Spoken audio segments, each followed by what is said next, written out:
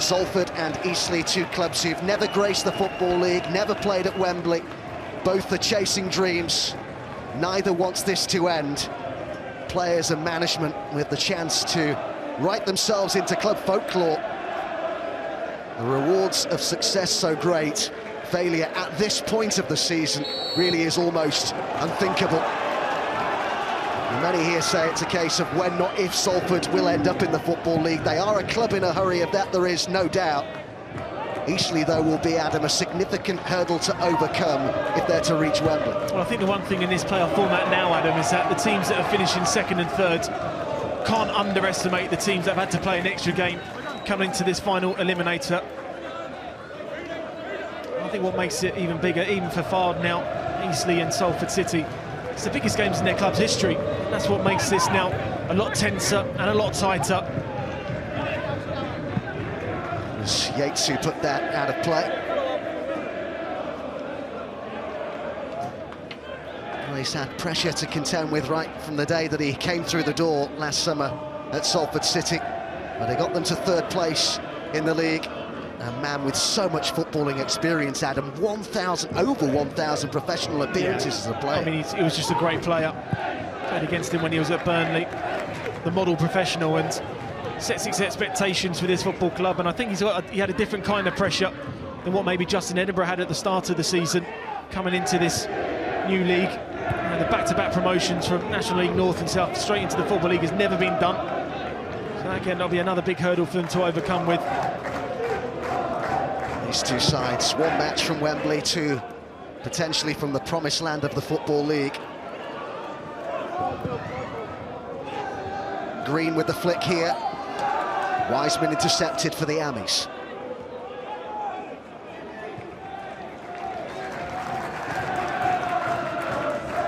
Worth reminding you that we have to get a winner here this afternoon, extra time and penalties both possible. The winners will play Dave Challoner's filed in Saturday's final.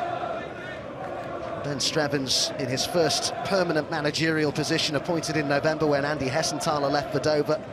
He was a player with Eastleigh when they last made the playoffs, that in 2015, where they went out in the semi-finals, 5-1 on aggregate to Grimsby.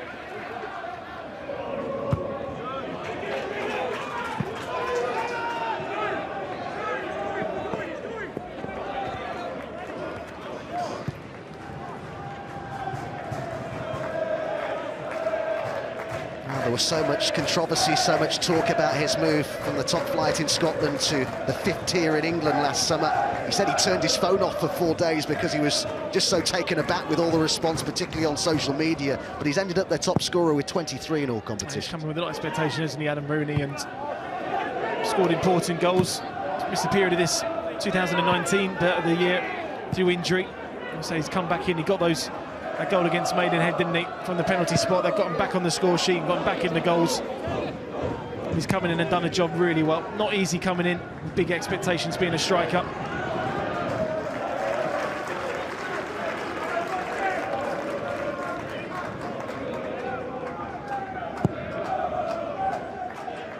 Southwood with the clearance was very impressive, the Eastleigh goalkeeper in their win over Wrexham. Redmond now, he's got Rooney to his right. Disaroué was offside, he knew it too. Didn't want the pass, did he?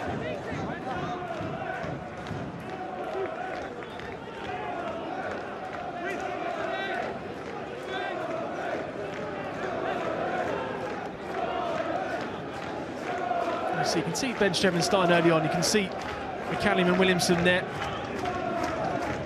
Really playing nice and high. Green on that left-hand side as well. It's a real good intention for me. That puts pressure back on Salford. And they're not here to sit back. Some teams come away from home in these big games. You don't want to change your game plan. Taken off Goburn by Touré. Comes inside here to Green. Decides to have a go from distance, and it came off Pont. Well, they are showing ambition in the early stages, the visiting side. I think they've started very well. They look confident in what they want to do. As I mentioned, the formation hasn't changed. Your wing-backs are staying nice and high. The front two are playing up against the 3 centre-halves. was promoted 6 times, Nathan Pond, with his previous club Fleetwood. And it's the centre-back who's conceded this first corner kick of the afternoon. We've had a shade under 5 minutes. It's Yates who will take it here.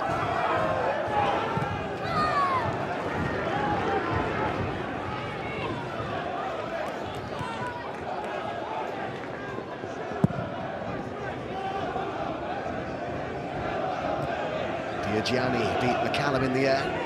Then Hollands was alive to it, played forward by Redmond.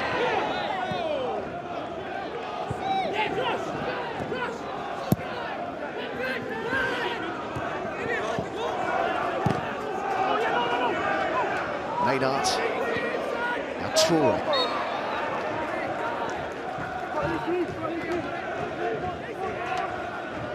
So Lee Doughty is the referee today. And he seems some big moments in terms of refereeing decisions in these playoffs. Will there be any more today?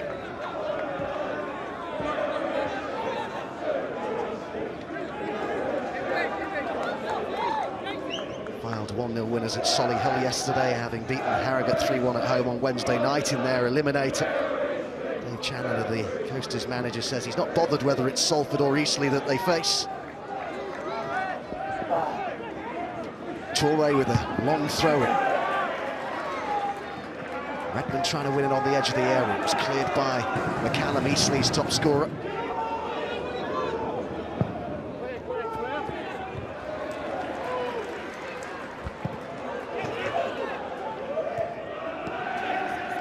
Toure. Disaroué.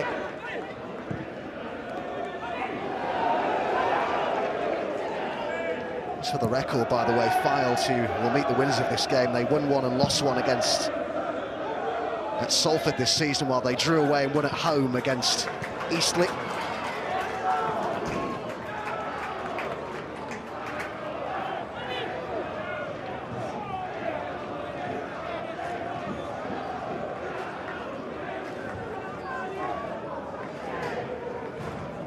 The captain of Salford, Liam Hogan, who comes forward to take this.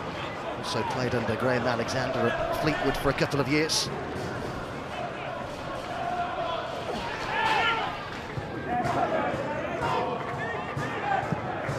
It went from Yates. Tom was first to it for the Ammies. Now it's Wiseman. Redmond will chase this. Disaroué waits in the middle. Behind for a goal kick to Eastleigh. Slightly better there from Salford City. So a little ball over the top. Just got to mark your men there. Just picking up 1 or 2 spaces behind Goldburn and Hollands in that midfield area. Redmond.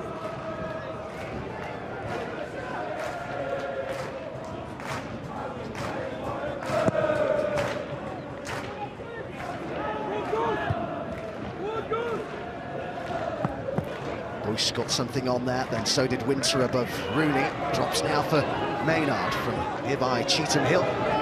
Here's Toure. Back it goes to Lois Maynard.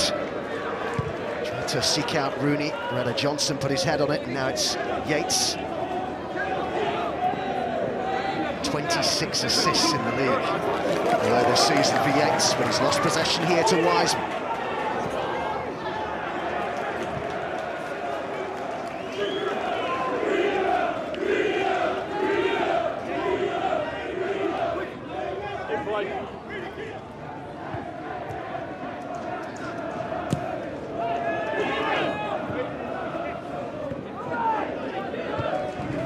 Stretching the play here to Hare, who had been a pre-match doubt with a calf problem that he picked up against Wrexham, but seems okay. I think it was a massive bonus for Ben Strevin to have Josh Hare back into that starting line-up after losing him in the Wrexham game. Both full-backs offer, wing-backs offer really good width to Eastleigh.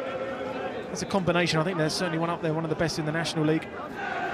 It's Andy Hessenthaler's nephew, Josh Hare, of course the previous manager at Eastleigh. Very well since joining from Maidstone last summer. Williamson, Callum trying to take it on, but ran straight into trouble.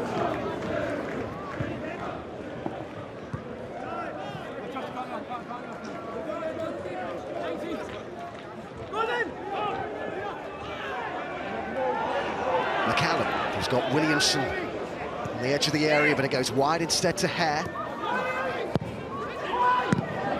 Gianni with the volley clear. Also, you see, are really pressing well in that midfield, Adam. And that's where they are. They're just a little bit flat at the moment, Maynard in particular. And Mafuta as well. This is still a long, long way to go, and there's a lot of energy that you do exert early on in these games.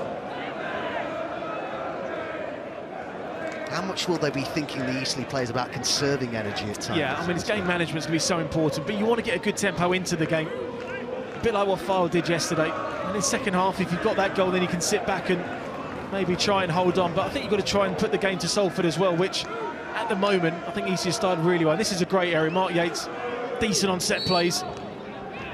Can he conjure up here? It's a fine cross, and Redder Johnson was in there for Eastleigh. There's a hard chance there for Redder Johnson. Decent ball in from Mark Yates. Certainly the right call to be onside. Just got caught underneath it a little bit, just mistimed the run slightly. And the challenges of Pond and Pierre Gianni put him off as well.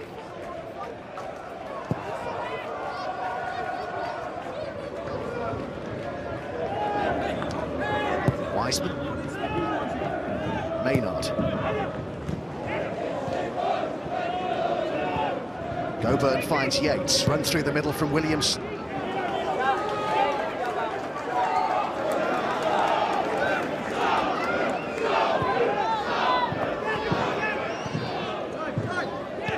Toure, Rooney.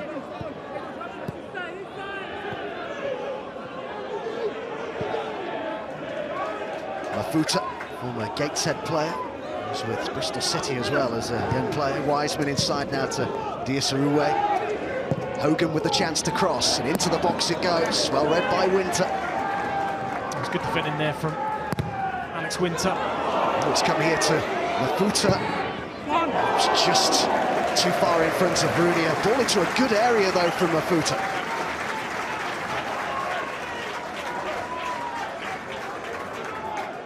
It was a great ball in. Good bit of defending there first, and when it comes out to Mike Green, just dwindles on it slightly. Wiseman really pushing in very well there. Well, he says that the possibilities here at Salford, in his opinion, are boundless. But can Graham Alexander be the first man to guide them to the promised land of the Football League? The setup that they have here, the backing that they have here, of course, the trajectory just could keep going up and up. But they have to make that first step to get out of a competitive league first of all. But Diasaroué with the ball wide here to Ibu Toure. Oh, Rooney was there. And they're just starting to threaten a bit more now, the Amis. Yeah, just getting a little bit more on the ball in that midfield area. I mentioned that both sets of wing-backs this afternoon for Salford and Eastleigh are going to play a massive part. Winter gets caught there, he's trying to win it, and then Hare has to come in to try and cover for him. Just agonisingly away there from Adam Rooney. We haven't quite got the full complement, but there is several members of the class of '92 here. Of course, Chris Casper is the director of football at Salford, plays a really important role. Good line of communication with the manager, Graham Alexander.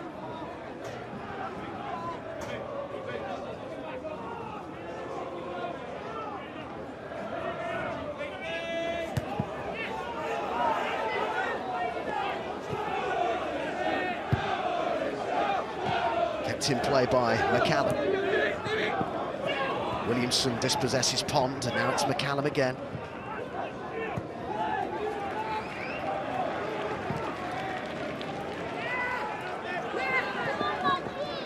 Winter, who's an England C international, and now Hollands sends it up to Williams. There's real confidence about Eastleigh, as there should be after that win at Wrexham. Hare, Goburn with the chest pass, which is intercepted by Maynard. Well, I think they started excellently, Eastleigh. You do wonder the mindset and the fatigue of an extra game so far. Confidently starting, that's what you want to do. You want to start on the front foot sometimes and just try and take it to the home side, and then maybe drop off for a period of the next part of the first half. I think both sides just need a tiny bit more quality in the final third. Test both goalkeepers a little bit more. Johnson took it away from Rooney.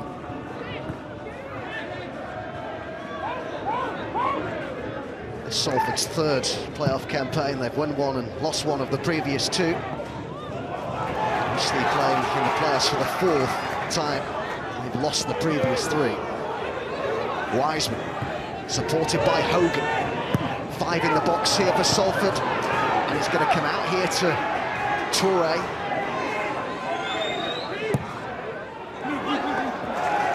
And a routine claim in the end for Luke Southwood. Just pick up a little knock there, Andrew, boys. I think went out for the header with Diasarue. Just fell on his ankle slightly. Home from Reading, Luke Southwood. There is Boyce, who played very well in the heart of that defence at Wrexham on Thursday night. The Grimsby player.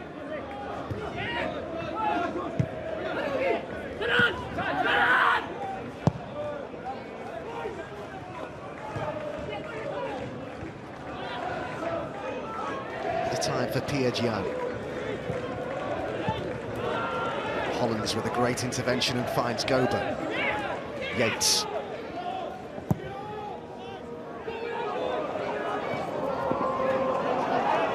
It's judged by Piergiani, who attempts to recover, but Williamson has the ball and they get the throw in here. Great ball from Mark Yates, Adam, just down the outside of the 3 centre-halves. You hit it with a bit of quality, and you got Williamson. He'll chase everything down in that final third.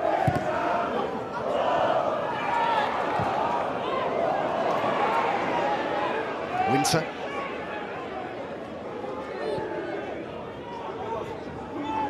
Johnson. It was Pond who won the header on the edge of the area.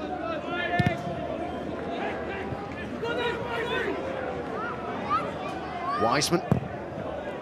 He's played for Gibraltar at international level. The header there by Diasarue. Hare has found Yates.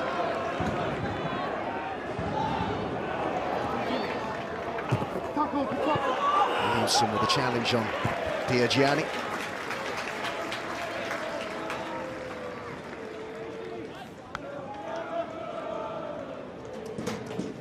Lots more live football coming up for you on BT Sport. Big task ahead of Liverpool at Anfield on Tuesday night. 3-0 down from the first leg against Barcelona. That's on BT Sport 2 from 7 on Tuesday night, also in 4K. And then the following night, Tottenham, not quite as big a task. They're in Amsterdam to take on Ajax. 1-0 down from the first leg. Spurs, 7 o'clock the start time, that's on 2.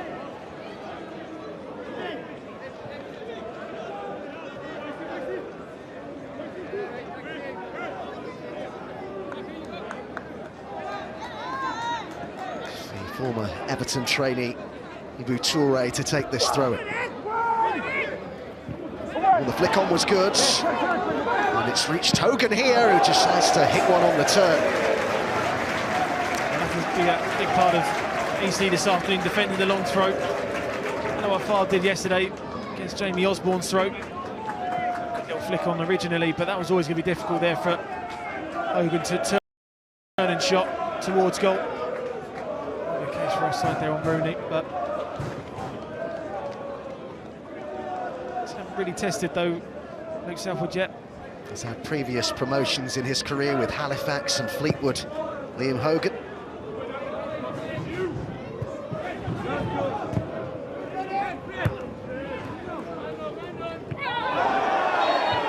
Diasarue caught there by the arm of Boyce, and well, the Salford players straight around the referee. Clearly feel that there was some intent there from Boyce. He's saying he's going for the ball. Does leave the right elbow out though, doesn't he?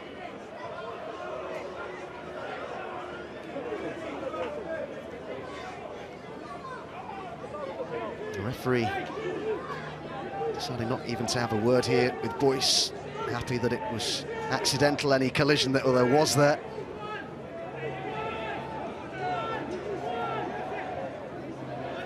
So a shade under 20 minutes gone at the Peninsula Stadium in Salford, and it's Toure to take this free kick. They've got a lot forward here as well, the home sides. He's well positioned to make the save there, Luke Southwood. When you're in this position, Adam, as a centre-half, you've got to hold a high line. And Andrew Boyce, you just watch him drop early, and that's what plays everyone onside. You see the rest of Eastleigh, they're high, and you've got to be braver than that. Piergiani, we know he's decent from set plays. We know he's strong in the air. Well, the centre-half has got 10 league goals this season. His best ever tally.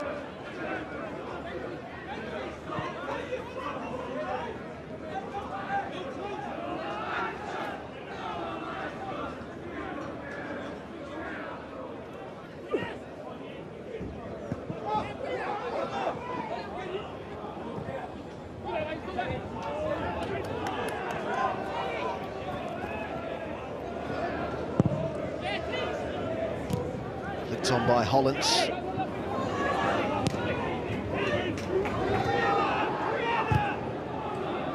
Strong header forward from Johnson.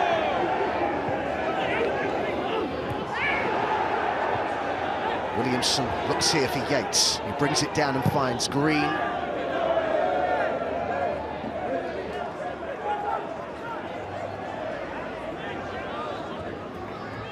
Piergiani. Cross it comes here towards Wiseman, but there's too much on it.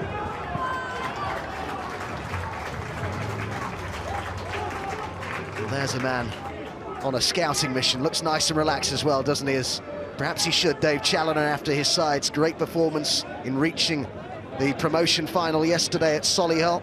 And you can see that game live from Wembley, the final, Saturday, 2 o'clock on BT Sport 1. It's always a great occasion. And there's several Manchester United legends there, and you can see many more of them in action against the Bayern legends. Sunday, the 26th of May, 2:30 on BT Sport 2, live from Old Trafford.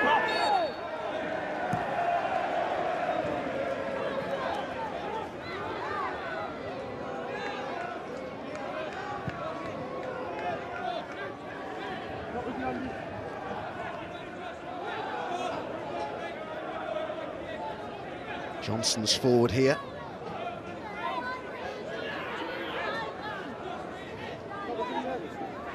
Some distance from goal. In fact, it's inside his own half, but Hare will launch one here. Quite the contact connection that he would have wanted. Goburn. Holland's the captain. He was caught there by Maynard after the ball had gone. I will say he's not really been at it, Lowy Maynard, in this first 22 minutes so far. I think he's been a little bit sloppy. I think they've really pushed on him well in that midfield. Made him make one or two mistakes on the ball.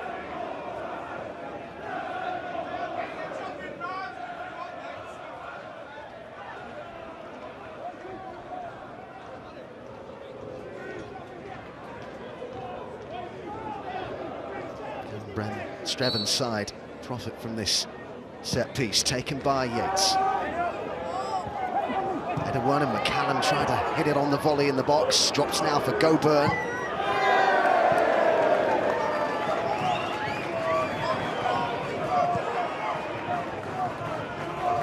Salford wasting no time in getting play back underway.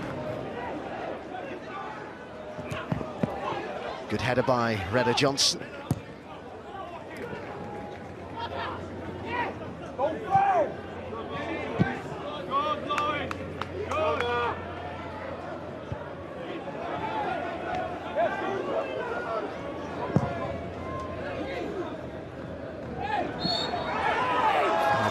Williamson here on Pont, turning into a good tussle between those two, though.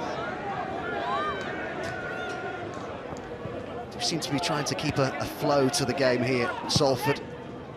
Diasruwe has brought that down really well, but then just lost his footing, allowed Boyce to get it clear.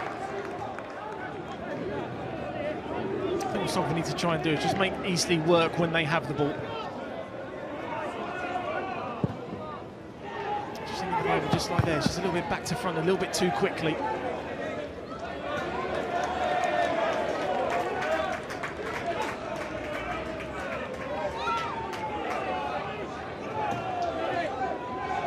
He says that they know they have the talent and the ambition at Salford City within this current group. There is a togetherness too. He says the trick is to bring all those assets, qualities together to get promoted.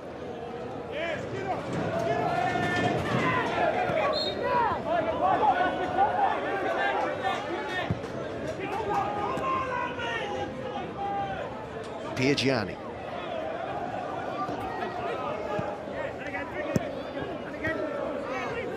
One time Salford were promoted via the playoffs 3 years ago. The Ammies beat Workington 3-2 to go up from the Northern Premier League Premier. All very different now. Wiseman with the cross-cut ball, and it was Diasaroué with a great chance.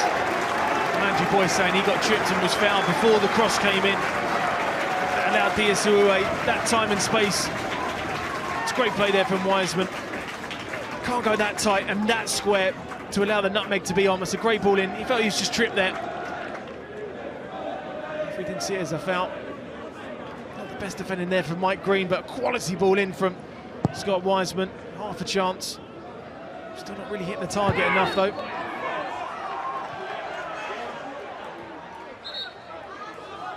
Mafuta colliding with Danny Hollands. Hollands nicknamed Dutch by his teammates. Why?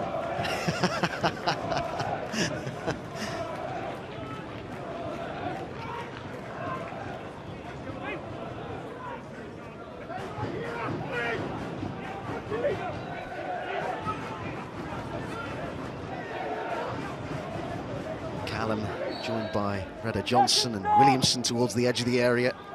Forward it goes from Green. Goburn. Hare. Yates has done well. Can he find a telling cross towards Johnson at the back post? Good defensive header. That's great header there from Hogan. Rooney chasing this, but Boyce is there.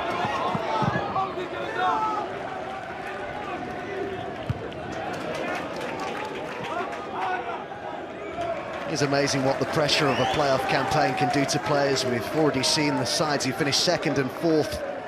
Solihull and Wrexham eliminated despite having home advantage in their ties. Is it perhaps a warning to Salford, who finished third in the regular season and have home advantage today? Things are rarely routine in the playoffs. Yates.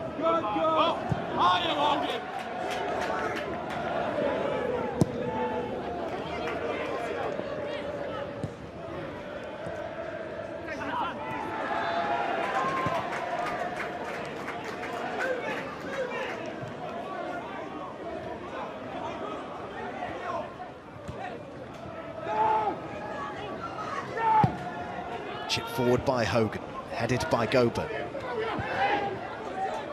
Mafuta. Wiseman.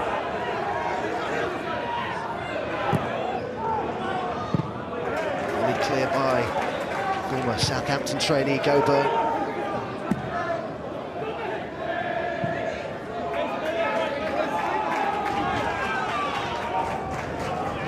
There were 148 Eastleigh fans at Wrexham on Thursday night, but their manager Ben Strevens said he thought at times they made more noise than the home supporters. There was around 6,000 of them.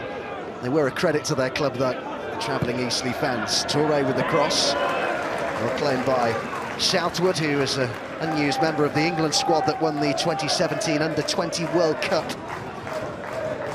There was a main reason, wasn't he, White? Eastleigh are here this afternoon. Really big saves and crucial performance from him. Hasn't really been tested too much so far. Certainly pleased Ben Strevens. Some of the other players in that squad that he played with back in 2017 were Walker Peters, Luckman, Solanke, Calvert-Lewin, all experienced out at Premier League level, but on loan from Reading, Luke Southwood, getting some really good experience under his belt.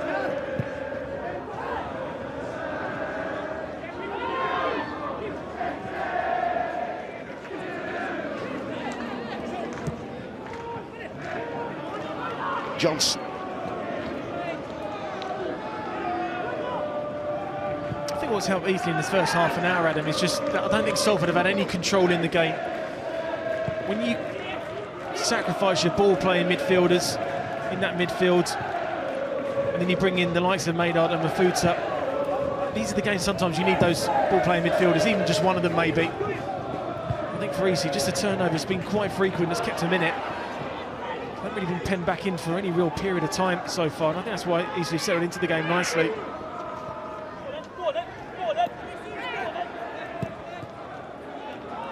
Hollands. Over it comes to Green. Green looks to go on the outside here, and he stood up and crossed towards that back post. There's collision in the area there. Hare with another cross. Misjudged by Wiseman, who then concedes the corner, but that was a nervy moment at the back for Salford. It's just clumsy, Adam. That's all it is, just clumsy. I need to Lee Doughty just to make a choice. Just a little pushing behind there from Toure. It's not much.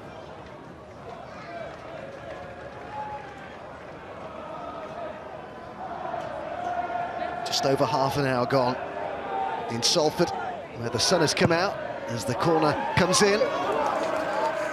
Goburn, wide it goes again, this time to Yates. Crowded penalty area. Yates trying to find the room for the cross. Rooney in front of him. And Rooney's done very well there. The centre forward, the top scorer, showing defensive nous. Oscar Goburn shouting at Mark Yates. He was on the edge of the box. Another ball into the box, and McCallum's there, and Redder Johnson was too. Hollands, wide it comes here for Hare. Good period this for Eastleigh, and they've got another corner. Just hasn't quite fallen for them, has it, Eastleigh? Nervy moments for Salford City.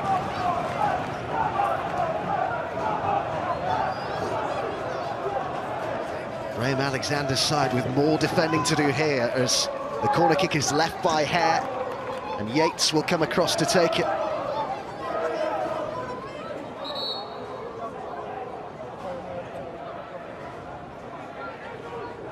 We're just wanting a word here with Dias-Rouet. He's got his point across, Lee Doughty.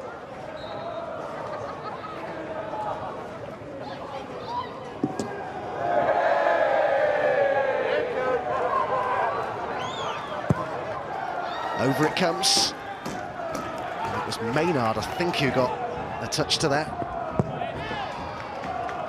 It will be a throw-in.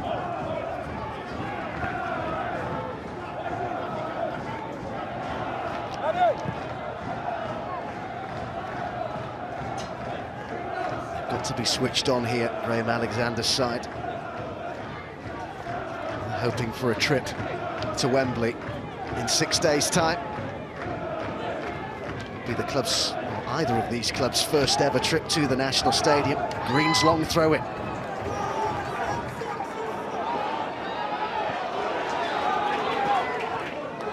Rooney looking for Redmond. He's got Toure up in support. Dias-Rouet is in the middle. Mafuta's getting up there as well. And Rooney's header! And just wide. Mafuta couldn't apply the killer touch, but Salford so close. We saw Jay Lynch yesterday make some unbelievable saves, and this today again for Lucelle. It's a brilliant, brilliant save. But you must be scoring that afterwards. You have to. It's an awful miss from Mafuta. Rooney does everything right, gets in front of Goburn, heads it back across.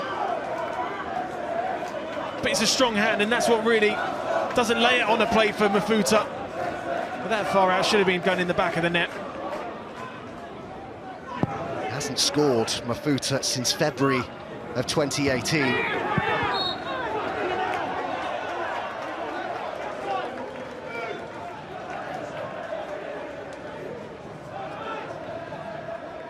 Certainly the best chance of the game so far has gone to Salford. Finally, I think that's what Graham Alexander will be pleased with, that Luke Southwood has just been pulled into a save. And it's a match-winning save, and that's what you want from your goalkeeper. Brilliant save from him. Not routine saves, you want them to make match-winning saves.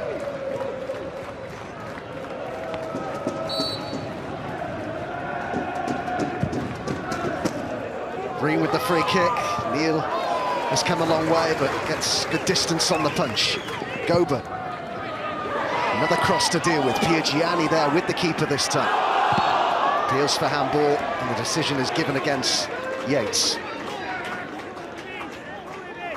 Two big games coming up in the Europa League for us, both involving English clubs. Can Arsenal get the job done in Spain at the Mestalla? 3-1 up from the first leg at the Emirates. Thursday, 7:15 for that on 2.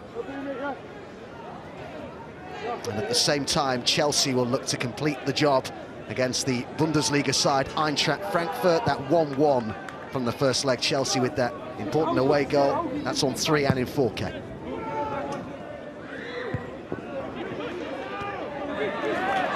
Maynard gets it wide to Toure.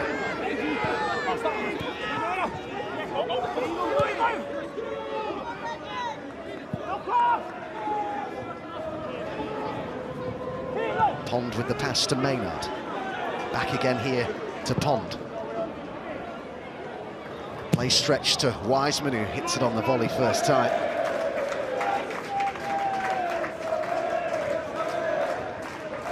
Several players in this Salford squad with a lot of experience. 481 senior appearances Wiseman has got. He's been an excellent signing, come and done an excellent job. Ever present this side this season for Graham Alexander's side. It's probably been their best outball down that right hand area in those one-on-one areas against Green. I feel he's had the better of him so far.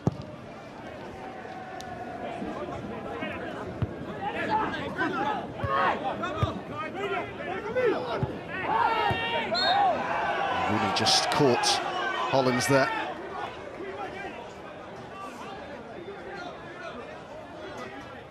Last 6 goals he scored have all been in the first half of games. Rooney very nearly opened the scoring a few minutes ago. Salford's top scorer.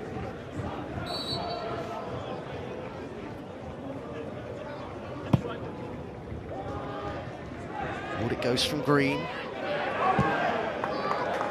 Thumped clear by Mafuta. What are these comments, Adam, from Adam Rooney ahead of this game? In a newspaper interview, he said that everyone outside of Salford City is desperate for the club not to go up. He says he wants to rub it in their faces if they do. It's a natural thing, jealousy, Adam, when, especially when money's involved, that they've done it that way and they've tried to... People think they've bought their way out of the league. It's nothing like that. There's a real good foundation at this football club. You know, the youth system, the women's team, you know, then paying for the away travel to go down for fans. There's a real good setup at this football club. But the minute, you know, Manchester United players were involved, there's always going to be that element of jealousy around, and I think they've been excellent for the league and they've been a real credit to the National League.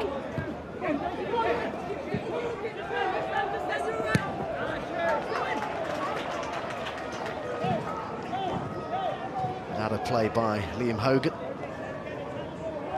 Club will mean a lot to him, born in Salford. Green.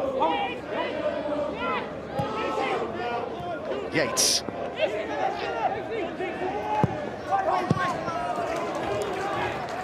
Hogan there again. A good 2 feet mark. Yates can either chop and change. Let's go on that left or right. Frustration is sometimes in chops and changes a little bit too much, so it's quite difficult to time your run.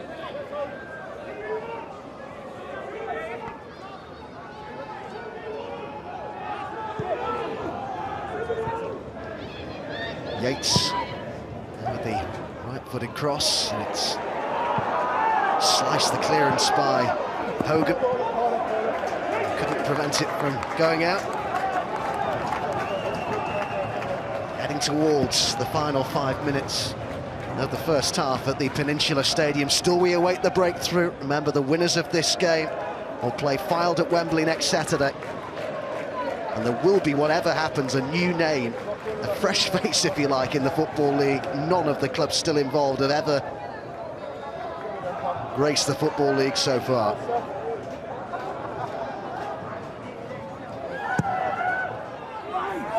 Keeper decides to stay put, and it's a goal kick. I think Salford have defended those wide areas pretty well. Strong foundation in Pond, Hogan and Piergianni. Maynard's good in the air.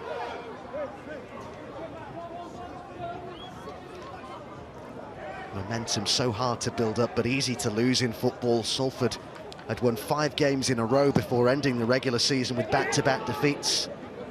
You have to wonder what effect those losses will have had on them. Had much more rest ahead of this one, though, than Eastleigh, as Williamson chases the flick on from McCallum. Just a little slip there from Nathan Pont. Flick on there from McCallum. Good covering, though, from Piergiani. Eastleigh were certainly the big outsiders coming into these playoffs, finished 7th in the regular season, 11 points behind Salford. And they're the first team to reach the playoffs with a negative goal difference since the playoffs were introduced in the 2002-03 season. It's still going, isn't it, to get into the top 7 with a negative goal difference.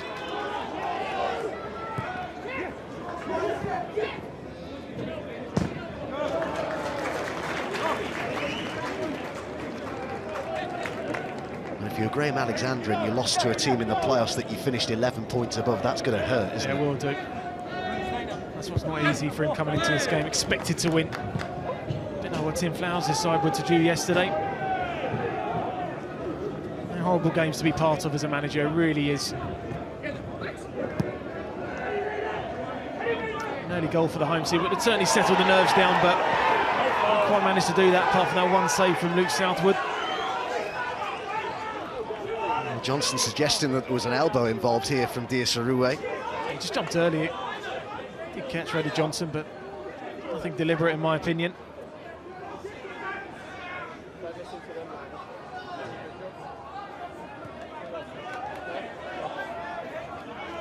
Former Port Vale player Michael Green to take this throw, and he'll celebrate his 30th birthday on the day of the final.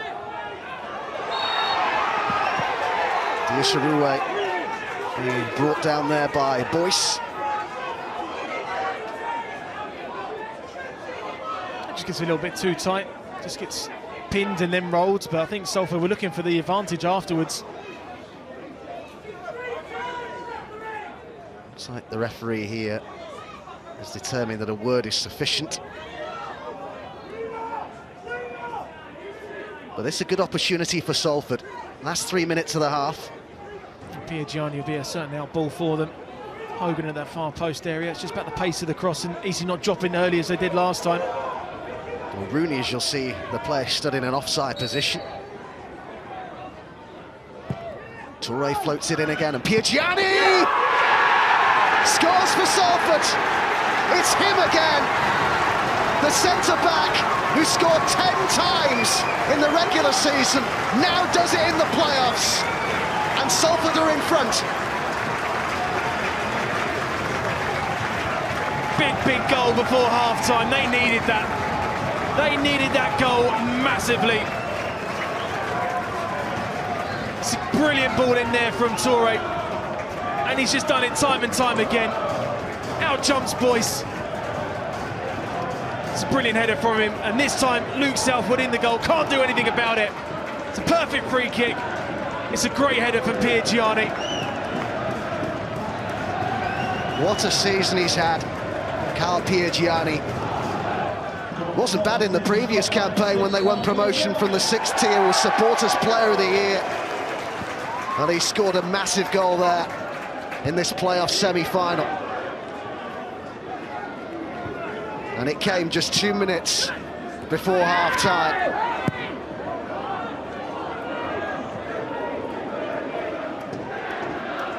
Maybe we'll change the tone and the complexion of the team talks coming up. It was a massive goal for them. They've been frustrated in this first half by a resilient Eastleigh side who haven't really created too much in that final third. They've worked hard, put balls into the boxes, which I think Salford had dealt with. Foul by Johnson on Rooney.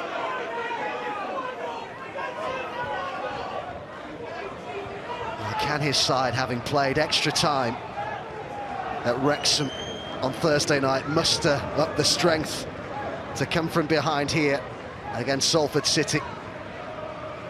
Another long journey for the Eastleigh supporters.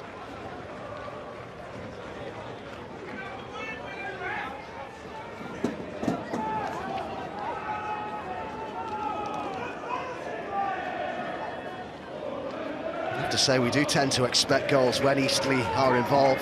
They've only failed to score themselves, you know, once in 2019. And the clean sheet they kept at Wrexham on Thursday was only their third shutout in 10 matches. Piergianni fancying another goal here. Toure from much further out sends in another free kick. Piergianni, something on that as it's stumped clear here by Green. Hollands, 60 seconds, a minimum of to be added on then at the end of this first half.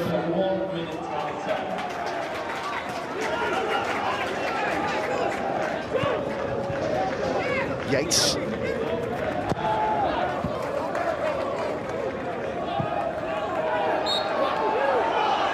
Eastleigh get the free kick. It's a soft foul there to give away.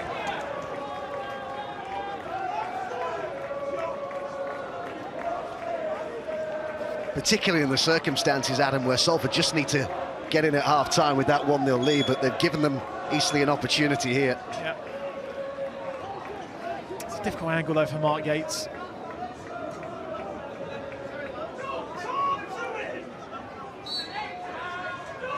Yates to take the free kick here. Can they equalise before half-time? Gets another opportunity, Yates, to send it back into the box.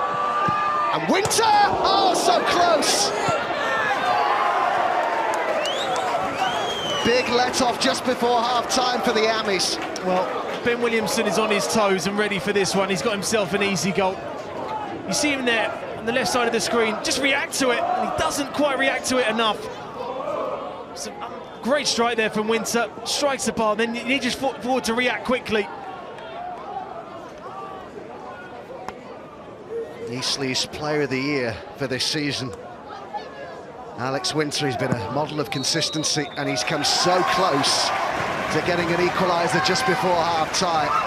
But it's that man's goal that is the difference at the break. 10 he got in the regular season in the National League. Carl Piergianni, what a crucial one potentially he's got in this playoff semi-final. Winter agonisingly close to an equaliser. We'll get the half-time thoughts of Grant Holt and Chris Hargreaves with Paul Dempsey shortly, but at half-time at the Peninsula Stadium, it is Salford 1, Eastleigh 0.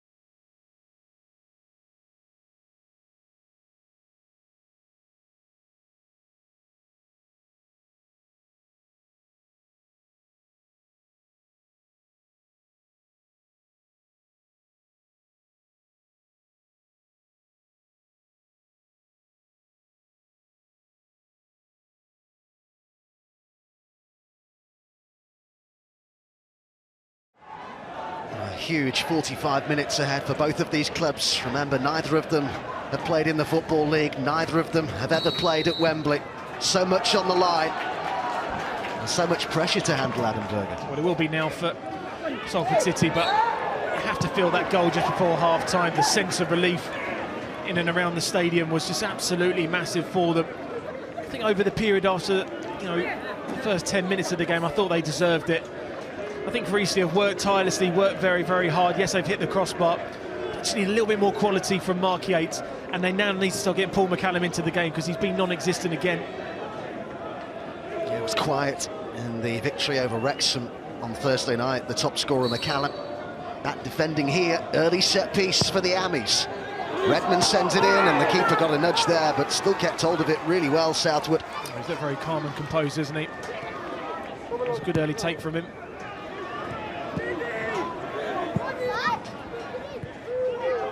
All the message has been from Ben Strevens at half-time, Adam. Stay in the game the first 15 minutes. Don't allow another goal to go in, because then that will really be a huge, huge mountain for them to climb.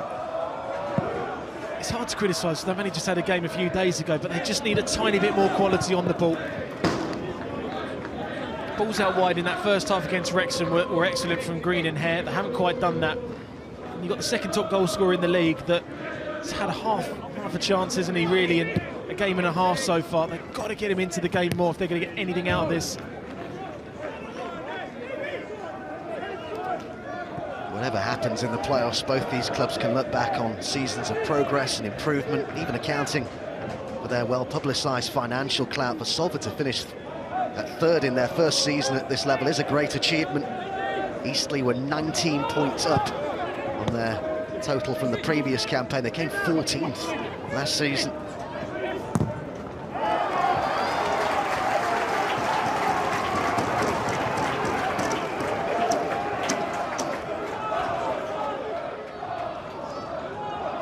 And 2 minutes then of this second half, the ball almost exclusively inside the Eastleigh half. Salford looked to push for that two-goal cushion that would really settle the nerves somewhat at the Peninsula Stadium. Piergianni, the goalscorer, being watched by Boyce. Really deep delivery. It was Hogan at the back post. It came off Winter last.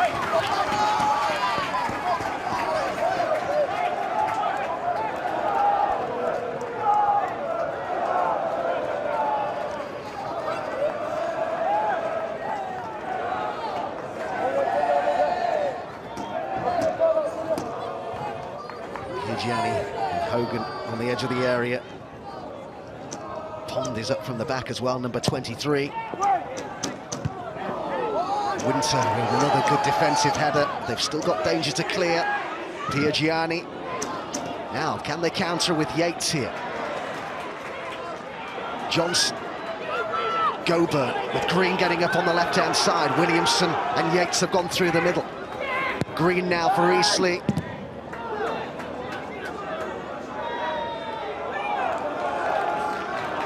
Let's hear from our touchline reporter, Jeff Brazier. Yeah, Eastleigh came out looking determined. Ben Strevens himself said that he just wants his team to stay calm, stay in the game, keep moving the ball, because they feel that the chances will come. They had a few in the first half, nothing clear-cut as such. Graham Alexander, not necessarily too many words. I don't think he wanted to give too much away, but he was happy with the first half, how it went. And the lads had the music on at half-time, which is a new one on me, but if it works for them, then that's all that's important. They look very confident, very focused coming out there for the second half. Thanks, Jeff. Here's Williams. Goburn. Winter. McCallum. And Williamson, and Winter's made a run into the box. Williamson decided to have a go himself, and he's got a corner out of it. Oh, Alex would not be screaming at Ben Williamson. It's a better ball for him to play through. It's better there. A little bit more composed in the touch and the pass. These set plays have to be better. They've had a lot of set plays so far that Mark Yates has put in. No real quality on it so far. There's Yates' cross, and McCallum put his head on it, and it was Devontae Redmond who got it clear. Green. Real clutch of players on the edge of the box.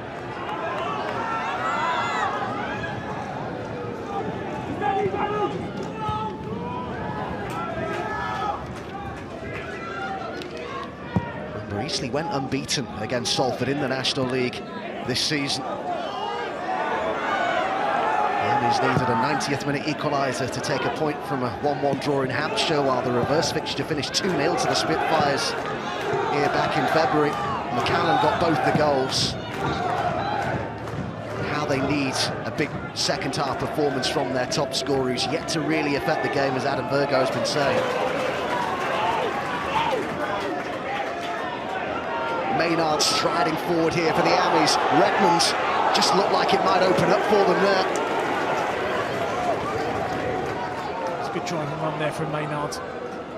The shot was on there for Redmond though.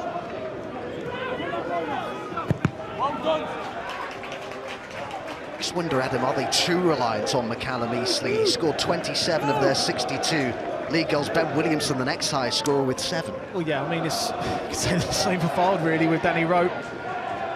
Where Danny Rowe's slightly different, Adam, because Danny Rowe will drop short and he'll get on the ball and he'll shoot from distance and he'll almost create his own chances, where Paul McCallum needs the chances created for him. And at the moment, because they have no real quality in that final third, it's been difficult for him to get into the game.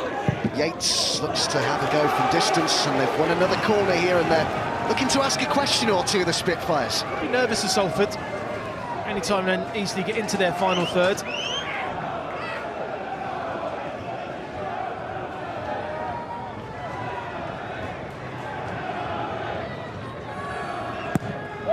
Yates with the corner, and the header was from McCallum. He was appealing for a corner, but it's a goal kick that's been given. It's a better cross there from Mark Yates. The inside of his boot just puts a bit of curl on the cross that came in. A lot of them, and he hit quite straight. Not a chance there for Paul McCallum, but not really the chance he's had, isn't it, so far in these playoff games?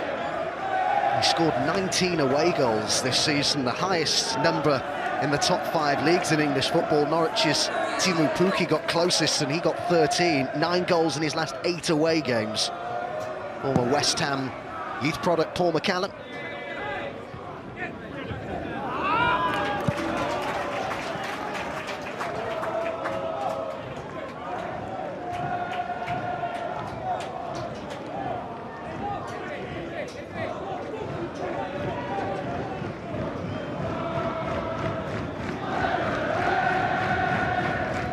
Toure to take the throw in here, player who only missed 1 of the 46 regular season games.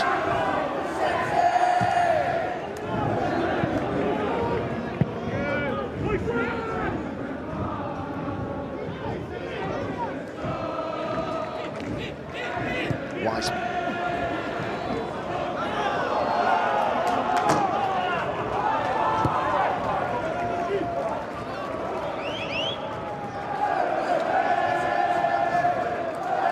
Says he gets away from the pressures of football, Graham Alexander, by taking his vintage VW camper van for a drive into the country. Bought it while he was a player at Preston. He said it was quite funny with some of the younger lads at Preston were going on their holidays to Dubai. Him and a couple of his older teammates used to go to Keswick in their shorts and flip-flops. Toure.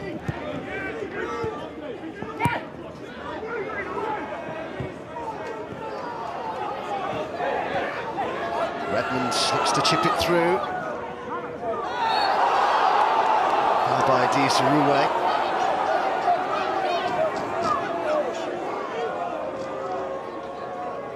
Well, I made a living out of getting fouls like this. Just been a little bit of contact, fall on the ball.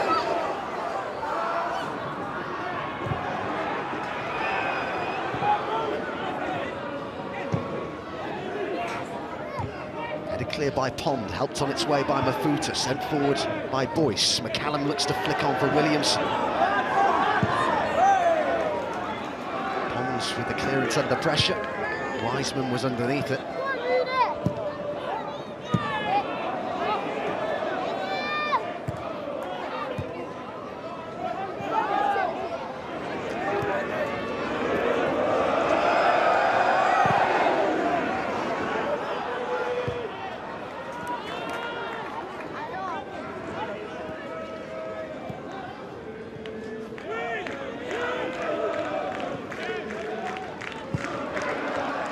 Johnson hadn't quite kept that in play. What a big week ahead in terms of European football.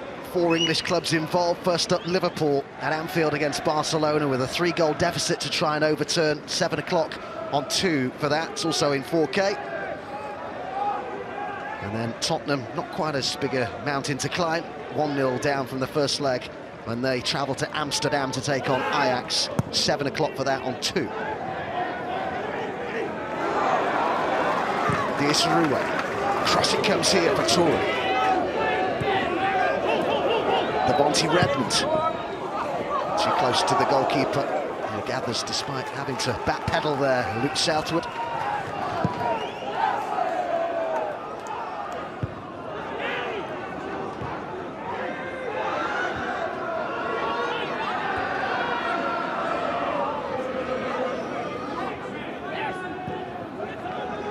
Yates. To turn here and has a shot from distance, good save, and Williamson saved by Neil. They need to do more of this. This is a position you need to get Mark Yates in. On the half turn, it's a great ball there from Holland, little ball around the corner, now he's going towards goal. And he's followed in this time, Williamson. Angle's working against him. It's a great save again, he stayed big as long as possible. Here comes the corner. Headed clear by Redmond. Yates to try again here. He's got Rooney in front of him. Works the angle. And McCallum's header! In! The top scorer has done the business again for the Spitfires. The biggest goal he's scored all season. This one's in the playoffs. And Ben Streven's side are on terms in Salford. Well, this is what I like about great strikers and good strikers like Paul McCallum. He's been frustrated over the last 2 games with the chances that he's been given. And finally, he's got one. Takes a little deflection off Rooney that keeps it standing up there.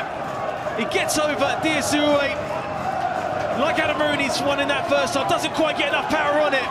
But that is an excellent header there from Eastleigh's top goal scorer. Back across goal.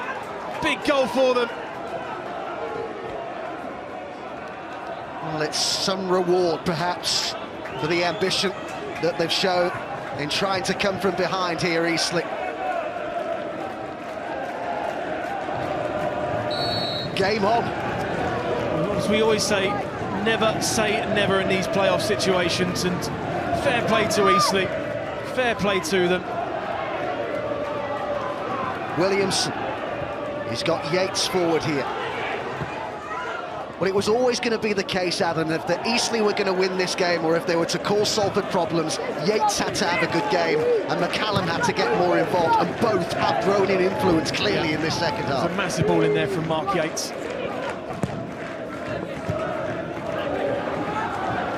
Biaggiani, and it's dropped here for Hollands, he might hit it. There's 2 players down here. Well, Eastleigh aren't happy that it's been stopped, but you can fully understand why Lee Doughty has done that. It's the right call, Adam. Especially with head injuries in the news recently in football. Of course, Eastleigh won't be happy about the stoppage there, but that's a nasty clash of heads. Lee Doughty was right there to stop play, regardless if Hollands was in.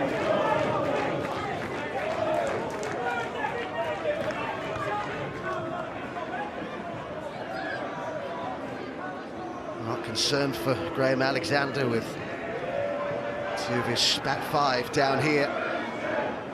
Let's hope they're okay, but it's given the manager a chance to get him out some instructions as well.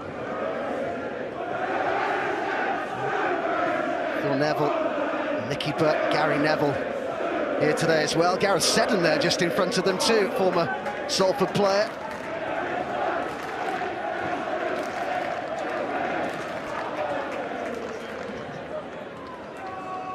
Just while some treatment is still being given here, let's just tell you about some forthcoming attractions on BT Sport, plenty of them as ever. We've got the promotion final, remember, filed awaiting the winners of this game between Salford and Eastleigh, live from Wembley Stadium, Saturday at 2 o'clock on BT Sport 1. And then we have a Manchester United Legends game up against the Bayern Legends, live from Old Trafford, Sunday the 26th of May. That's from 2:30. I've been lucky enough to cover a couple of those games in the past. They're fantastic. Oh, that's a heck of a lump on the head of Piergianni. I'm sure you've had a few of those in your time, have you, Adam? Yeah, it was a nasty clash of heads there.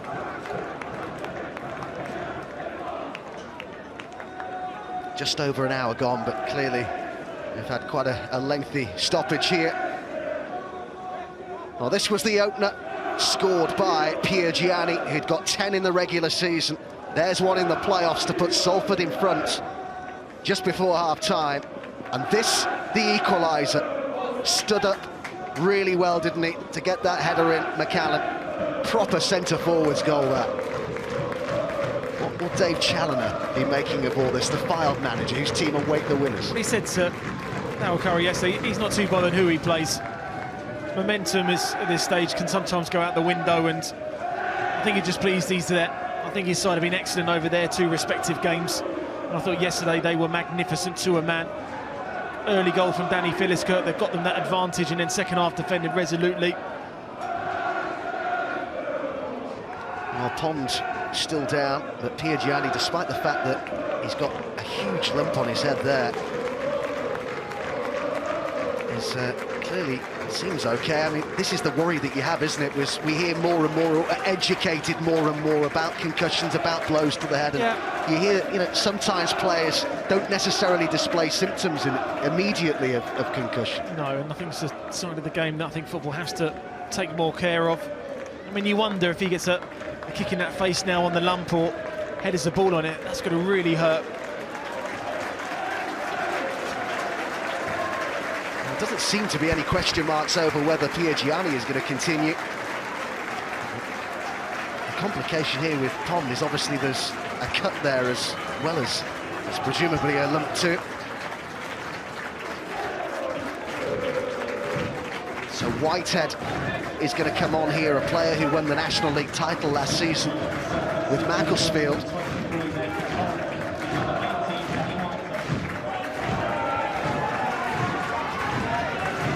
So obviously, Adam, there's going to be a change in shape required here with a central midfielder coming on for a centre-half. Well, if he wants to keep the shape as it is, then Maynard may just drop back into as a centre-half.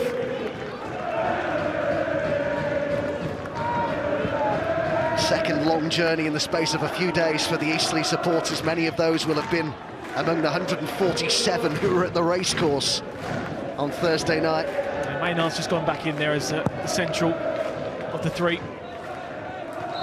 And he's good in the air, and that's all you're asking to do now. Just have that experience around him with Piergianni and Hogan to talk him through it. I think it's easier to go into a back three if you're not naturally a defender, but he's decent in the air. He's a holding midfielder. Long ball from Piergianni. Whitehead. Toure.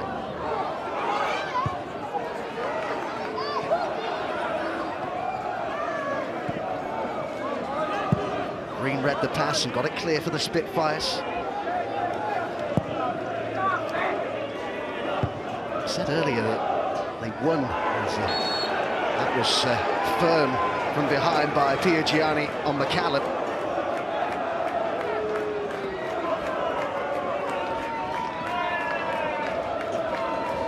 The referee has had a brief word with Piergianni.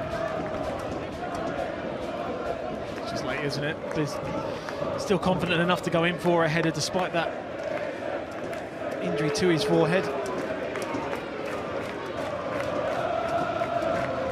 He's having an eventful afternoon, isn't he, Piergianni? Got the opening goal. Involved in that nasty clash of heads with Pond that's seen his teammate have to go off, and Whitehead come on in his place. Chipped forward by the goalkeeper southwards. Oh, and Winter! Great save! Brilliant stop by Neil. Well, the goalies in these playoffs are playing huge parts. And this time it's Chris Neal's turn to take centre stage. He's crying out for a goal. He's got the time to angle his header towards that right-hand side and maybe put it more in the corner. In comes the corner, and it's just off target from here. The referee had blown the whistle anyway.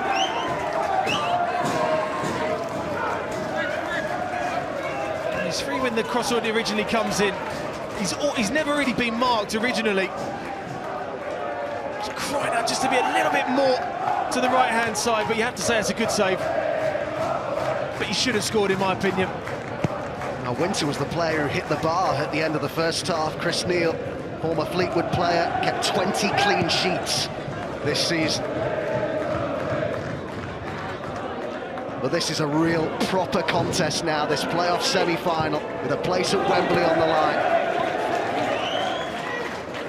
Which way this is going to go is anybody's guess. Incredibly hard to separate these two teams who are giving everything out there.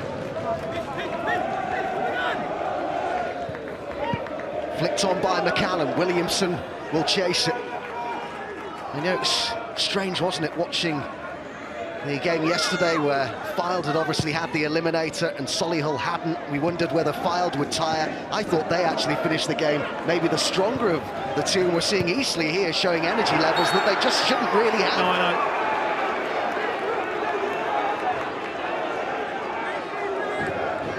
know. Is it mind over matter a little bit in these circumstances? You'd be amazed what a player can do. They really put their minds to it, and you do find it sometimes, especially when you've got the ascendancy with you. Every little things, going towards your own fans as well, attacking the goal that they're at always helps. Another set piece for Salford to try and defend. It's taken short by Yates here to Green. So many players forward, and Boyce got a head on it, and it's a corner that's been given here. It's good pressure from Eastleigh. Best period of their game so far. Better quality on the crosses that are now coming in, which was missing in that first half, and it was a side of Salford halfway through the season that didn't really have that side of them to see these situations out. They've got that back in them now, and they have to show that again. And towards the near post. Yates frustrated with his own delivery there.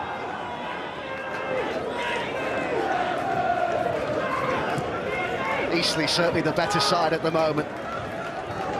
Could they turn it all around and get in front here? Green. Green's ball up towards Williamson. Piergianni heads clear.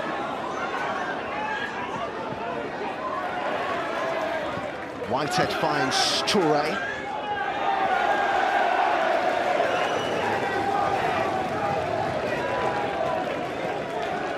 That win that Eastleigh enjoyed here in February against Salford was actually their only away victory against any of the top six this season. They lost the other 5, conceding 17 goals. This is a place where they've been and done it already this season. Just going all the way back here to Southwood.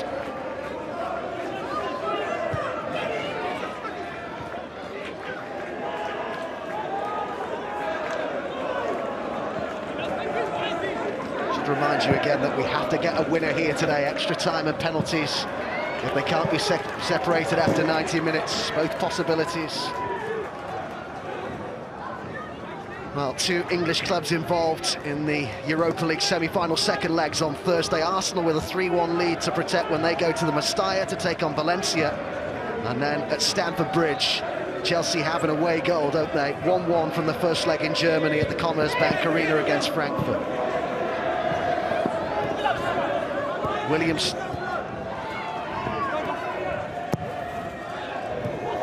Gober. Whitehead keeps it in, prevents the corner. And not at the races at the moment. Salford, they really need to get a grip and regain their composure. They do, they need to try and settle down a little bit. Just seems a little bit panicky in a lot of different areas.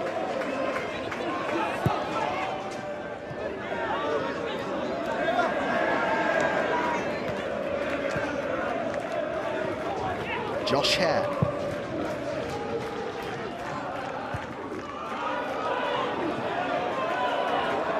Mafuta. Wiseman. Devontae Redmond. This is what they need now, just to settle down a little bit. A few passes, the crowd will be frustrated, wanting the ball to go forward as quickly as possible. Whitehead decides to have a go. and that was swerving, and it was a bit awkward for Luke Southwood, who dealt with it. Just one of those ones when it's straight it, and he's got two hands on it. But did he get enough to tip it over the bar just for that split second? That's a good strike there. It's a good save. Best moment that Salford have had in the game for some time, certainly since Eastleigh's equaliser. 20 minutes of normal time to go. There'll be a lot of added at the end of the game because we've already had one lengthy stoppage because of that clash of heads between Piergianni and Pond. Redmond's cross. There's players down in the box here. Piergianni. Whitehead. But Hare nicks possession back for Eastleigh. Good watch this. Really feel the pressure of the playoffs. Wiseman with the ball into the box. Cleared by Boyce, brought down by McCallum.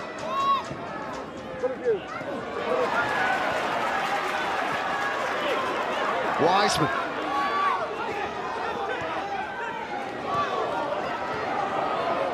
Hogan with the cross this time.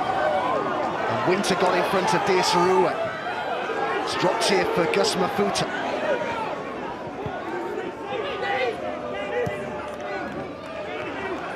It's better now from Salford. Toure.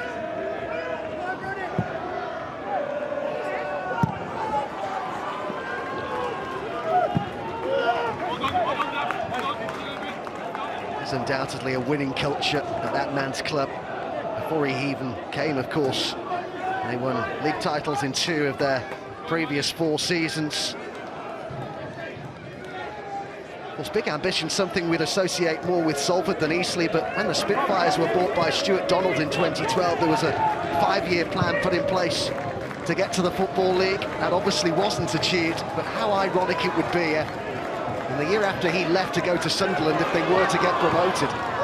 Whitehead. Again, he's looking to get it onto that right foot, then it's onto the left. Gets Toure into the game. Mafuta's going to keep this going. He's got Wiseman in support. No-nonsense clearance from Redder Johnson. Yeah, Salford really needed that period there, just to put Eastleigh back into their own half a little bit more than what they had probably from the first couple of minutes, and it made a difference on Thursday when they came off the bench. These Eastleigh substitutions, it looks like Chris Zabrowski's going to be the man called upon to come on.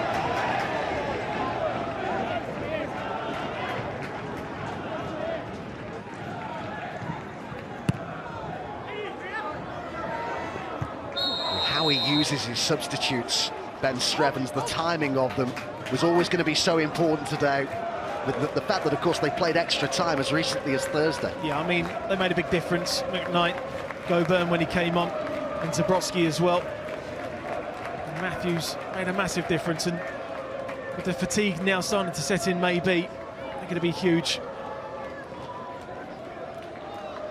Word from the benches is that it's Williamson who's going to be taken off for Zabrowski to come on.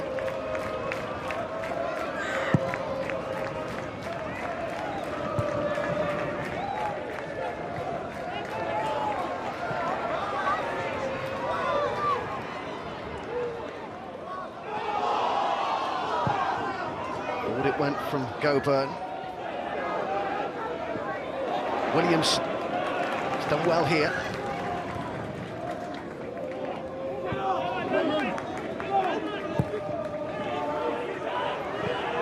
Chasing this, Piergianni there.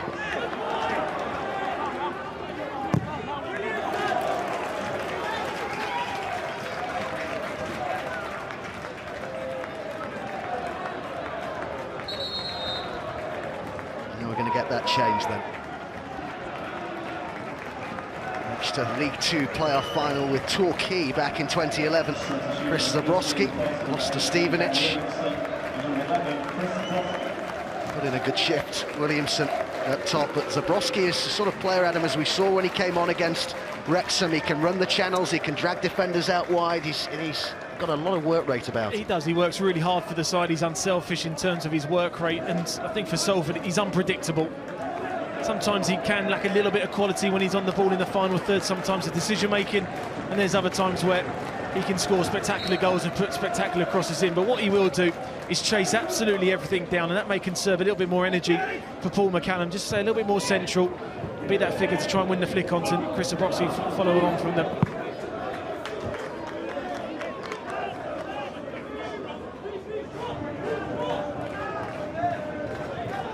So much made about the investment and expectation at Salford. They were the pre-season title favourites, having only just been promoted from National League North. And I have to say, Eastleigh have done remarkably well to get into the playoffs when you consider the upheaval there was behind the scenes. A change of owners, 2 different managers, and they had a poor start to the season as well. Only won 3 of their first 11 games and lost 6 of them. Zabrowski now to Green. Hollands has made his way into the box. And it's flicked on through to Neil.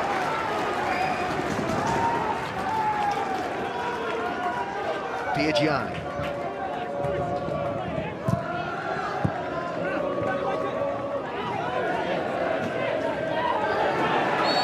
Now by Piergiani on Zabrowski.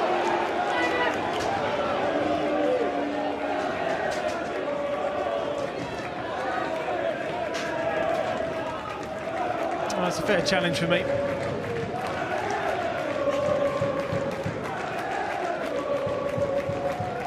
Now these are the little moments that can make a massive difference. Seconds ticking down, pressure just ticks up a little bit more.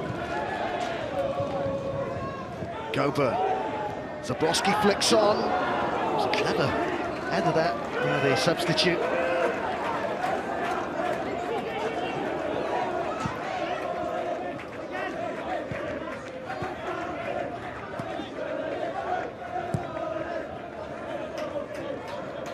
Lewis Maynard reached the playoffs with Tranmere Rovers previously. Now Devonte Redmond, 5 years as a youngster at Manchester United. Diasaroué gets it wide here to Wiseman.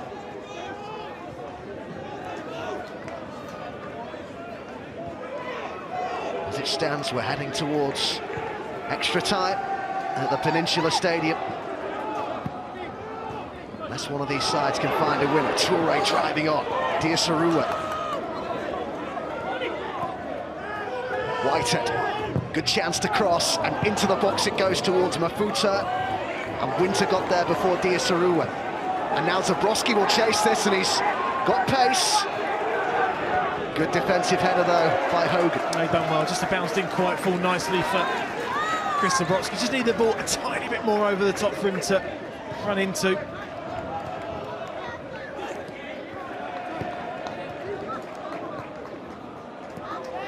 Redmond. I have to say, both managers have talked at length about the togetherness, the unity within both their groups. That's really going to have to come to the fore in the closing stages here as we tick towards the final 10 minutes of normal time.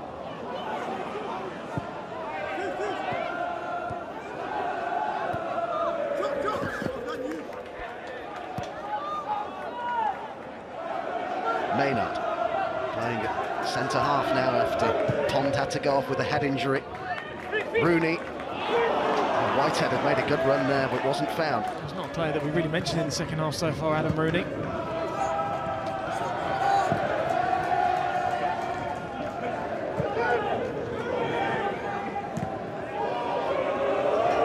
Zabrowski closing down Chris Neal.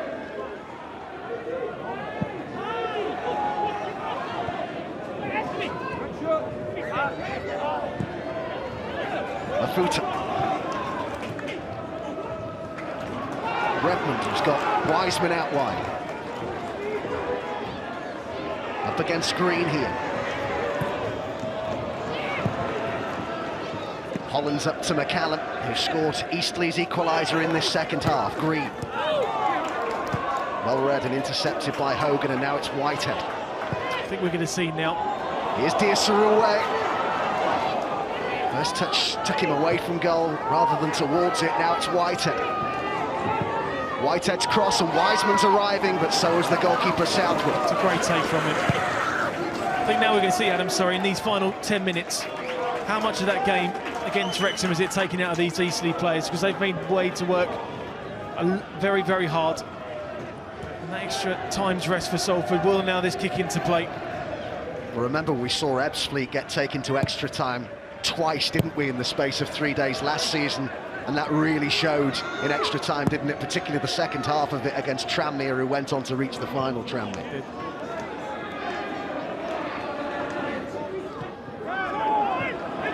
Whitehead has Diasaroué in support, and this is Mafuta. Mafuta looks to go on the outside, and the cross blocked by Green. Just little gaps appearing at Eastleigh in a minute, Adam. You can see they're tired now, and just that first yard, they're just slower to get around than what Salford are. He's going to be massive, those little driving runs from midfield. Set plays and cause problems as well this game.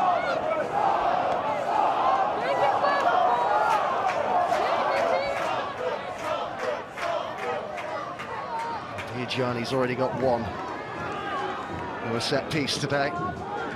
Loitering toward the edge of the box here, the number 6. Whipped in delivery and flicked off the head. I think it was of McCallum, that defending the centre forward. He does that well, doesn't he? Sort of the role that centre forwards have, I don't know, in that defensive area on the edge of the 6-yard box, not really being made to mark anyone. They're just to go and attack the ball.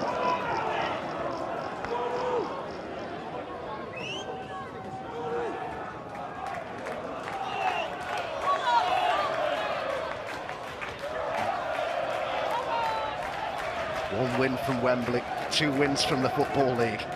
Both these sides really have to dig deep here as it's cleared by Gobo. Out it comes to Mafuta. Now Whitehead. Diasaroué won the header, but it was just behind Piergianni. Zabrowski has found Yates.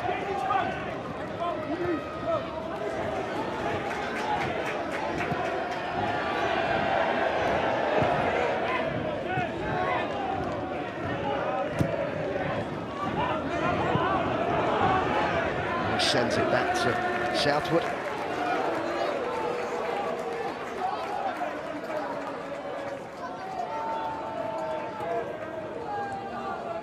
There were 11 points between these two sides at the end of the regular season. Salford 3rd, Eastleigh 7th. They've met as equals today, a one-off game with no second chances.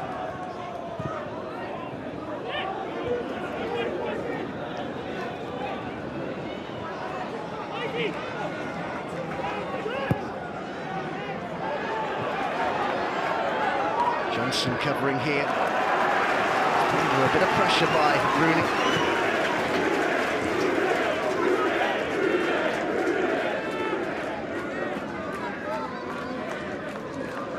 We've already seen Eastleigh's top scorer get on the score sheet here today. Can Salford's do the same in the shape of Rooney? Piergianni's just coming up there, being marked by Josh Hare. Good header clear by Boyce. Back out it comes to Hogan.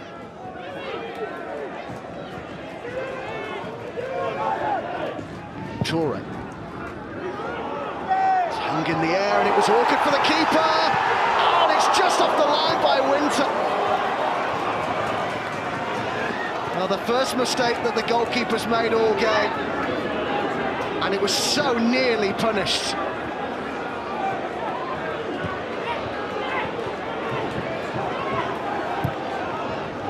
Looking to feed Zabrowski, but it goes out of play. Well, he gave an early call, Luke Southwood, to come out, but he was getting nowhere near that. I'll tell you what, Alex Winter was quite relaxed clearing that off the line, by the way. Just there. And I thought it'd just run away from him for that split second. He's been excellent in both of these playoff games, Winter. He spent 12 years with Crystal Palace as a young player. The majority of his career has been in League 1 and 2. Also played for Colchester and Portsmouth. The club's player of the year. Yeah, he's done well. Say in the back three, and then he'd been made to go right back sometimes. Did on Thursday night against Wrexham. Defensively done very well.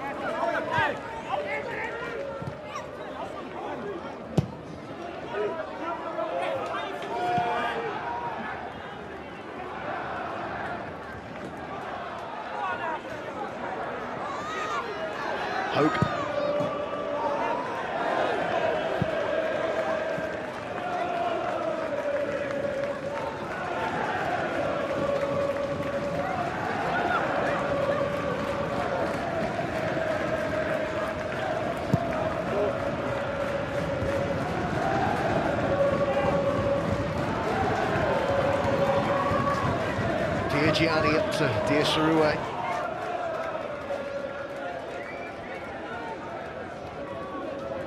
Inside the final 5 minutes then.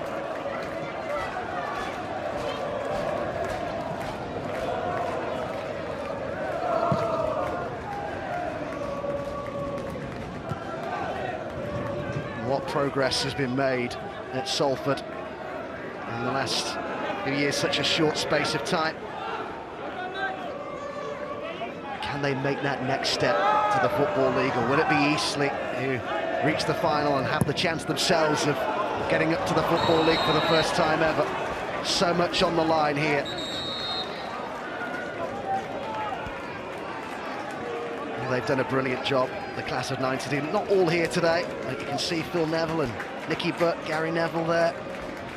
They're playing in the 8th tier of English football, this club, as recently as 2015, only became full-time in 2017, and some of those men who you see in your picture there really have put their money where their mouths are as Eastleigh make a change. And it's the man who's had 26 assists this season, Yates, who's coming off, and Sam Matthews, who's on loan from Bristol Rovers, comes on to replace him. Came through the ranks initially at Bournemouth, Sam Matthews. I thought he was excellent last season for Andy Hessenthaler's side and went to Bristol. It just didn't quite work out for him. And he's now back here, still featuring in games and off the bench the last couple of times now, but just a bit more pace than what Mark Yates has, and especially with the games in his age, it's just tiring a tiny bit.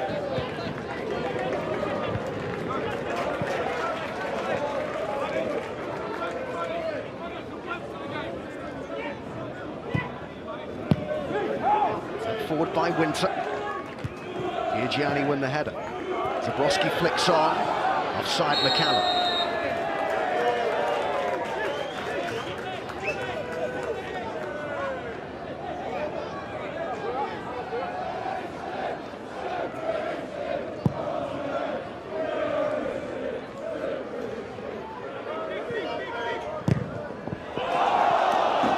Both sets of players appealing, both benches too, but it's gone the way of Salford. Just over a couple of minutes to go of normal time here, and then there'll be a fair bit added on for that lengthy stoppage because of that clash of heads between Pond and Piergianni. Still a way to go until extra time.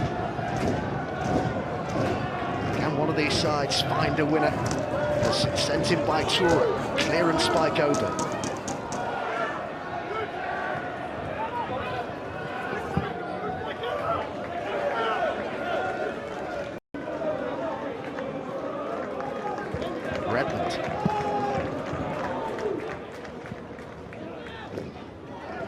Whitehead. Sliding in was Goburn, across it comes here to Toure. Whitehead. Rooney's header! There's not really been too much in the frame in this second half, Adam Rooney. There's half a chance there for him. I thought the one in the first half was a better chance.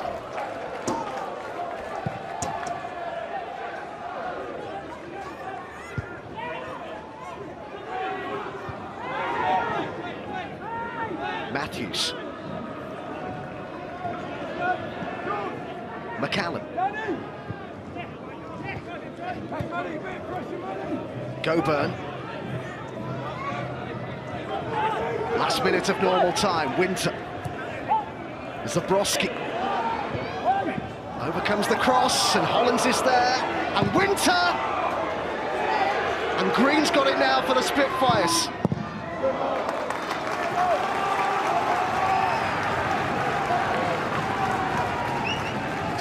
Margins, isn't it now? Every time the ball goes, you just feel every bit of nervous energy in this stadium. Season's work on the line for both of these clubs. McCallum has found Zabrowski. Hollins into the added time we go, 5 minutes of it, minimum of. Green, busy penalty box, and Hare's waiting, but claimed well by Chris Neal.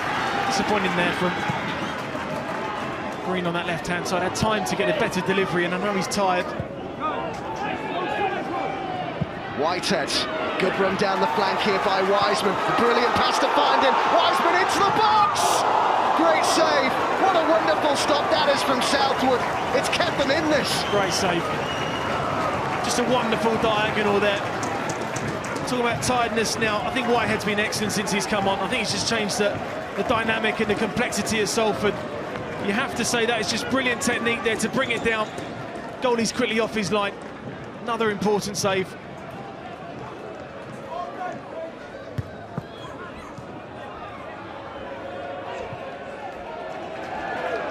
Hogan. Forward to Rooney. Up against Johnson.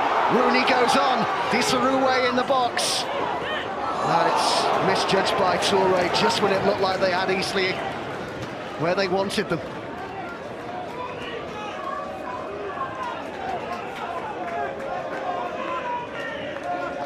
How Salford are being made to work here by Eastleigh, a team who played extra time on Thursday night at Wrexham. They didn't get home, the Eastleigh players, until 5:30 on Friday morning. They had to take a detour to hospital because one of their players had an injury that flared up on the coach on the way back. They've had a lot to contend with Eastleigh, but my goodness, they've given Salford a big test here, and it's still got a way to go, it would seem.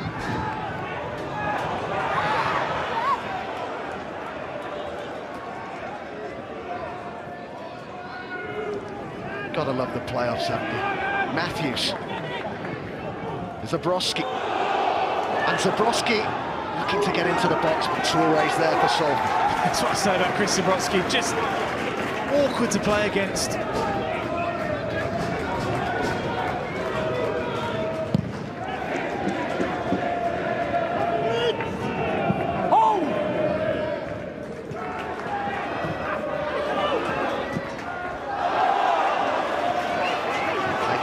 By Johnson, he just makes sure that they can't take it quickly here.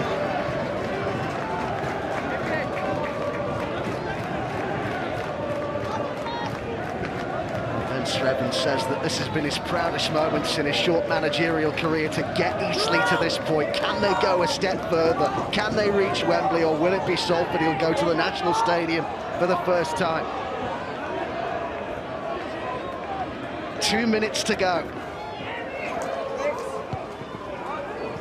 Mafuta with the header. Hogan in the race to get there with Green. And up it goes to Zabrowski.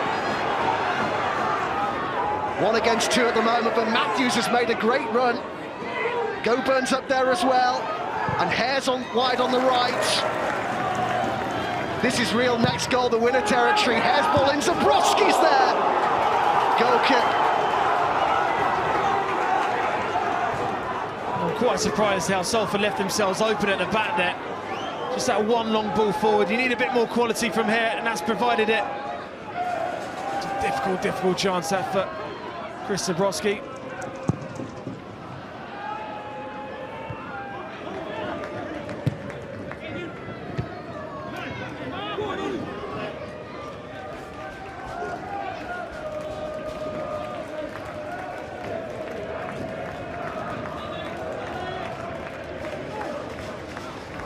If it is the 5 minutes that have been indicated, this will be the last of them. There's a minimum though, remember, so there could be a bit more. Mafuta has given it away here to Green. Goburn lofts it forward. Zabrowski with the header. Toure now for Salford.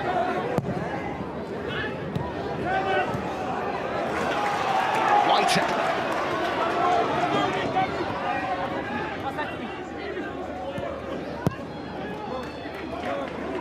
Mafuta with Hogan to his right.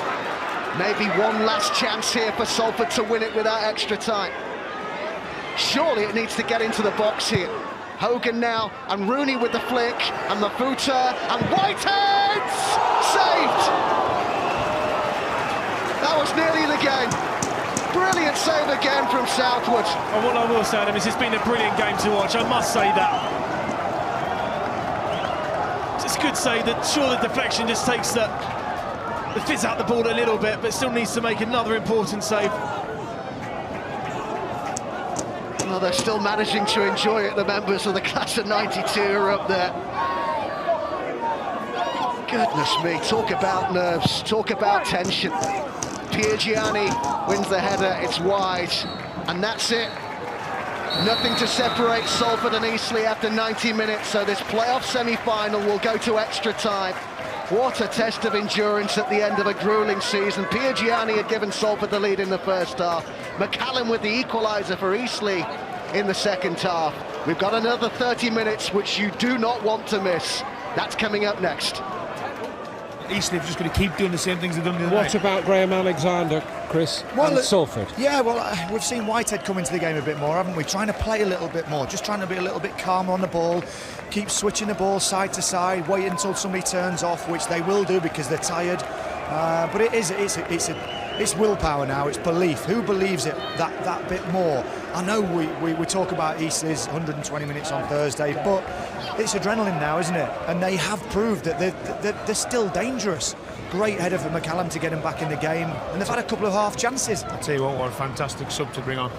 Walker. Yeah, when you bring on, he's got a little bit different. Someone who can unlock you, gets up in great little pockets to bring his energy as well in the second half. Thanks, boys. Adam, back to you. It's a local lad who's coming on, Salford born.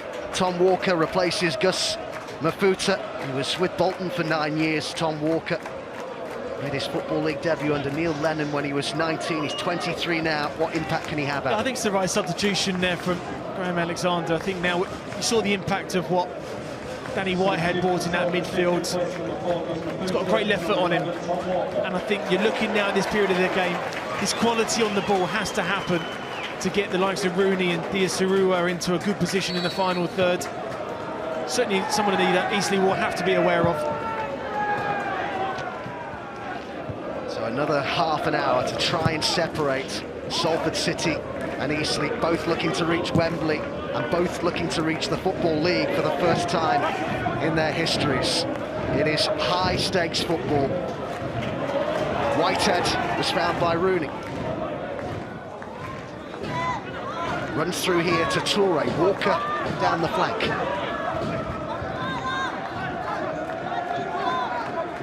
Toure. Walker. He's done well here, the substitute. And he's managed to win a corner. That's better now, though. Great impact straight away, getting on the ball early, being positive. Gives the players around you that extra bit of belief and lift. Remember, Eastleigh here have been taken to extra time for the second time in the space of a few days. So it's got to be a huge advantage to Salford in terms of freshness.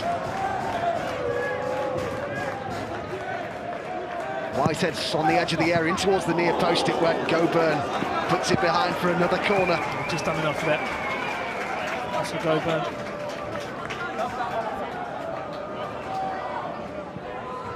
Easy one to defend against. I think just Salford have got to be patient now. I know it's only 30 minutes. They've got to be patient and use the ball, make Eastleigh work when they have the ball.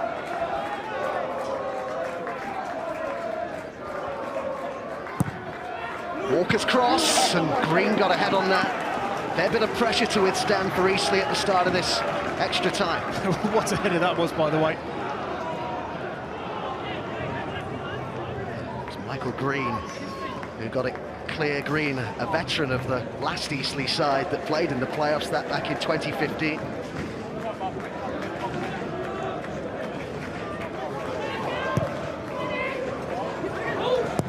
Hogan.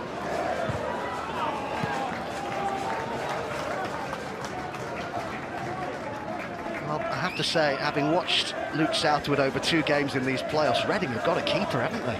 So they've got a good keeper there. As you mentioned, he's been in the England youth setup, 17s and 20s. I think he's kicked well. McCallum looks for Zabrowski, and he's beaten to it just by Neil. He's 3 years younger, he gets on the end of that.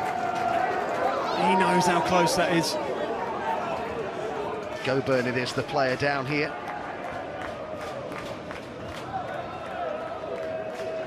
Well, you know, you're talking about players coming into positions they're not quite sure of. That's Maynard just getting drawn towards the ball. He needs a little bit more cover from Hogan in and around him. So Goburn is okay.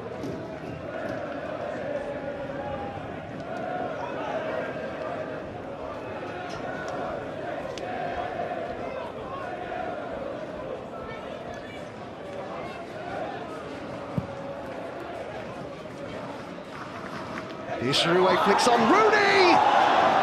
Great chance to put the Ammies in front.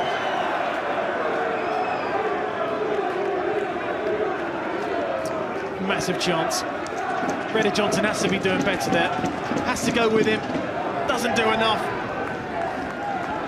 I think Winter just does enough to just catches him afterwards when he went through. It's been a frustrating afternoon for Salford's leading man. Well, he went 10 National League games without a goal, just not fairly recently, but since then he's got 4 in 5. So he's got back on the goals trail. Can he, or could he be the match winner today for Salford? He needs someone to step forward. Whitehead looks for the run of Wiseman. Reda Johnson comes across, but he's conceded a corner. I don't think he needed to make that challenge, Reda Johnson. I think just be a bit cuter. You've got enough strength to see Scott Wiseman out.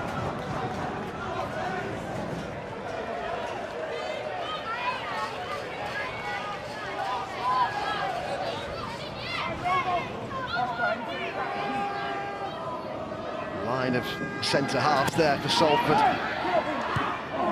It was Hogan at the back post, but off target from the big number 5. Just stretching a little bit for it. They stand together and they just get themselves half a yard there.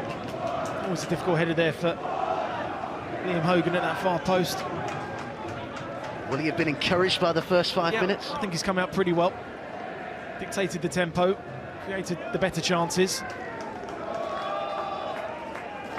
He was saying, Graham Alexander, that it was Gary Neville who did his interview when he arrived at the club in the summer, and I thought that he took a great risk. And apparently in that interview he brought up the fact that he was in the Burnley side that beat Manchester United at Turf Moor in what was Burnley's first game in the Premier League. It could have all gone badly wrong from there, couldn't it, in the interview?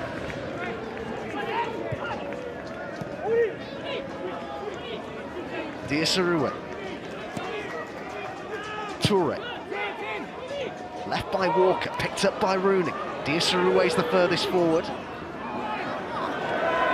And he'd expected Toure to run down the flank there, Rooney, and he didn't.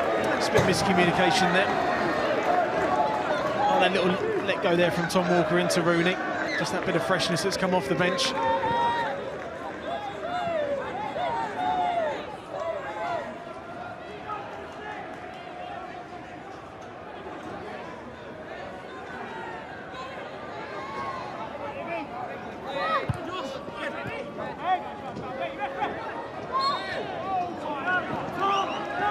Free kick to Salford. And Dave Challoner's filed either side, awaiting the winners of this game. He looks pretty relaxed, doesn't he, with the bubble gum? He'll be glad this has gone to extra time. The promotion final in 6 days' time at Wembley.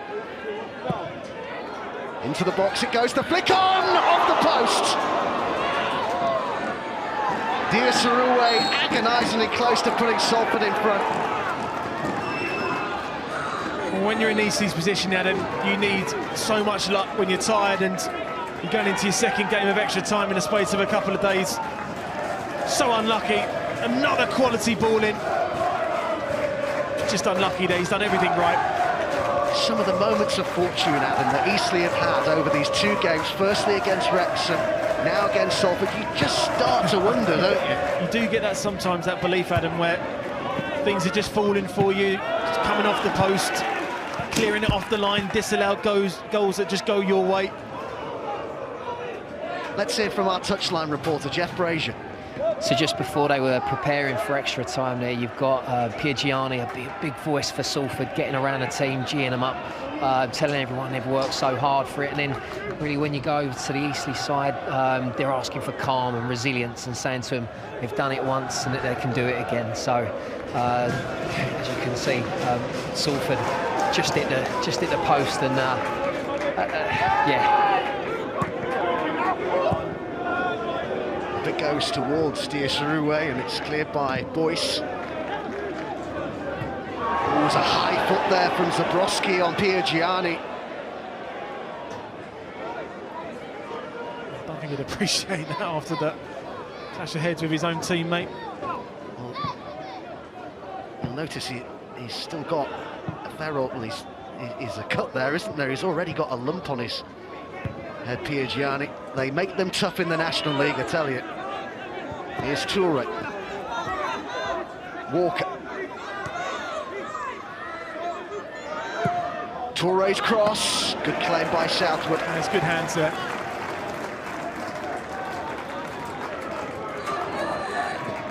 You need your goalies to be stand up and be counted in these playoff games.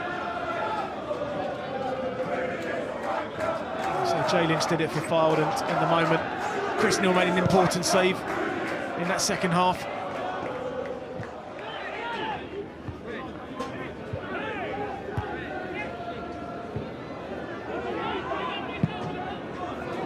Too much on it. Walker is that Whitehead will chase this. Just about prevented the goal kick.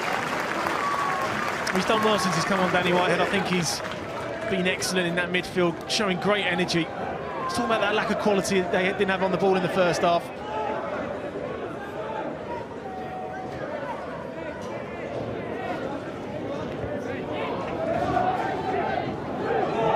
Diasaroué and Rooney angles against him, but Diasaroué's there and it's turned behind by Winter.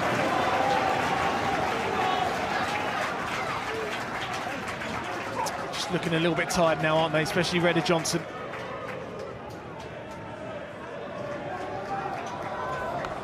Just go out for a throw-in, which Hogan is going to take here, the Salford captain. 5 minutes of this first period of extra time remaining. Whitehead's cross, and Piergiani's header.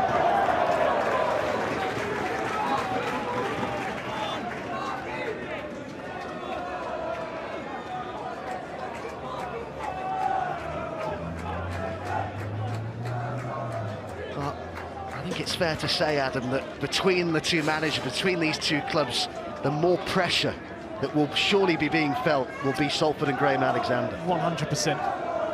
Two teams at the start of this season, for me, were Leyton Orient and Salford, that had the most pressure on Salford for different reasons. The money that's been invested in the football club, they want to get out of this division. So Leyton Orient, just the history and the size of the club as well. And the longer this game goes on, they will start feeling the nerves. They don't want to be staying in this division for too long. They want to get out as soon as possible, but give credit to Eastleigh, because they were in that position a few years ago when they tried to buy them way out of the league and ended up losing to Grimsby in those playoff games. Give credit to them, they've been magnificent so far. Can they keep it going though? Green with the long throw in. Brought down by Matthews, appeals for handball. Green. Green's cross, and it was headed clear by Hogan. Zabrowski comes out wide here. It's drawn Piergiani out with him.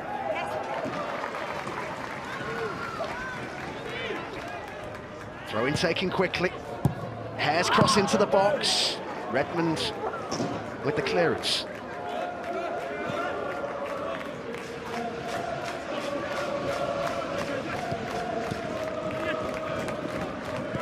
Hare. Matthews. Goburn. Green. Good build-up play here by Eastleigh, and the shot goes wide and a goal kick. He's caught it pretty well. Get quite the direction towards goal. At the moment, anything from the edge of the box that Eastleigh hit could end up in the back of the net. Hasn't scored since August, Michael Green.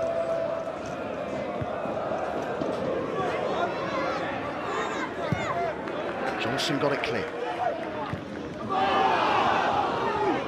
Referees played the advantage here. It was a handball by McCallum. Got away from Redmond, and Hogan with a poor challenge there on McCallum. Again, the advantage is played, but Eastleigh's top scorer's been taken out of the game here momentarily. Goburn. Matthews. Zabrowski.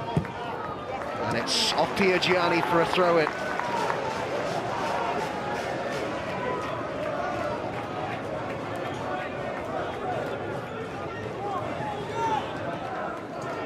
That was like, it's a yellow card. I thought that's what Lee Dougherty was going to do, to come back and give Liam Hogan a yellow later.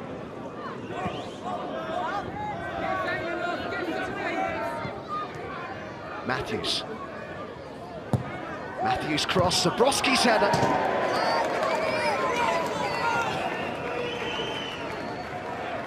It's a great ball in there from Matthews, just trying to give himself that little yard to get the cross in. Does have space there, Chris Zabrowski. Done well since he's come on.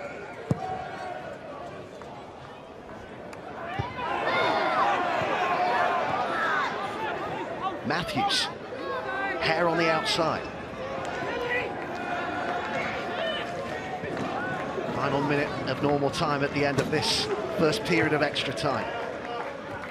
Danny Hollands. Maynard it was who got that clear for Salford. Walker is fouled by Gobert.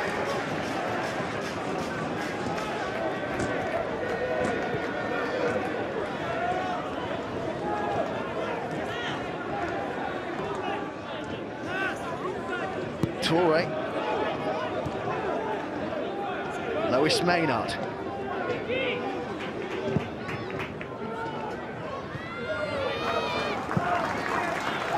Maybe one less chance for Salford to threaten in the closing stages of this first period of extra time.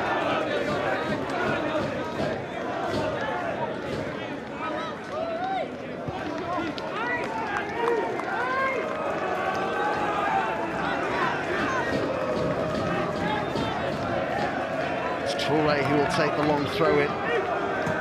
Walker offers the short option, but into the box it goes. Cleared by Hollands, last act of the first period of extra time, and it remains here at the Peninsula Stadium. Salford 1, Eastleigh 1. Thank you, Adam. And I know there are no marks for domination or playing the nice football at this stage. Are Salford looking the more likely, however? It's great. Well, they are. The chance Rooney had there, he'd back himself to put it away. But look, Eastleigh, you can see Eastleigh is struggling, the legs are going, it's getting harder, but they're digging in there. And the thing is that we all know about football. If you stay in it, you'll always get that one opportunity. Fortune has favoured them a couple of times, Chris, you know, the one off the post. Yeah, they've ridden the luck, but you have to, don't you? And they're still in it. They're still in it. Sammy Matthews pulling the strings a little bit, coming on, fresh legs. You have to look at the Rooney chance, though. It was huge, wasn't it? That was his moment today. He's been quiet today by his standards, and that was a chance to get that goal. What is it like, now we are down to the last 15 minutes, when you know if I'm the boy who makes a mistake, it's going to have a lot of consequences for everybody? Well, you can't think like that. I mean, I think most of the players, what they will be thinking is penalties. Don't want it to go to penalties. You don't really want that. So all the players now focusing is just keep it tight. Don't make the mistake, but try and be positive. And that's what Ben Strevel's going to be saying now. Just believe in yourselves. Eastleigh's just got to talk to each other. All that work we've done on Thursday, all that work we've done today, we've got 15 minutes. Let's give it everything and see where it takes us. It is fairly exceptional at any level, isn't it, for a side to, in a decisive end-of-season game, to twice go to extra time inside 4 days. Oh, it's incredible. And you have to say, massive credit has to go to the staff and the manager to prepare the players. Whatever they've done in that period, it's worked. Thank you, boys. On to you again, Adam. Well, I can tell you that one of the things that they did to prepare Eastleigh was that they sent them to what's called a cryogenic chamber, which is meant to refresh tired limbs. And it seems to have worked. I might go myself after seeing these Eastleigh players. But slight delay here because the Isaruwe needs had to have a change of socks, and now the boots need putting back on again. These players really have worked exceptionally hard for the best part of 10 months. Now 15 minutes to see who goes to Wembley, or we may well have penalties as well. It's captivating viewing, but then of course it always is. It's the playoffs. And what a big quarter of an hour for these two football clubs. It's massive, isn't it? Composure will be a massive word in this second half. And you will believe you'll get one chance. Either side will believe, can we get a cross into the box? There's been quite a few crosses in that first half of extra time. Purely because of the fatigue and players being a little bit slower to go and cross the ball, to stop the crosses coming in. And if you do get that chance, can you be the hero to send your side to Wembley?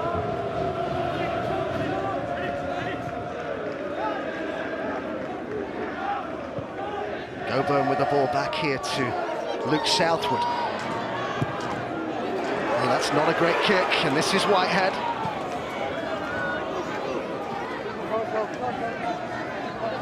Wiseman. Whitehead's cross. Johnson just got there before Walker. Hogan now. Is he caught by Matthews? He was.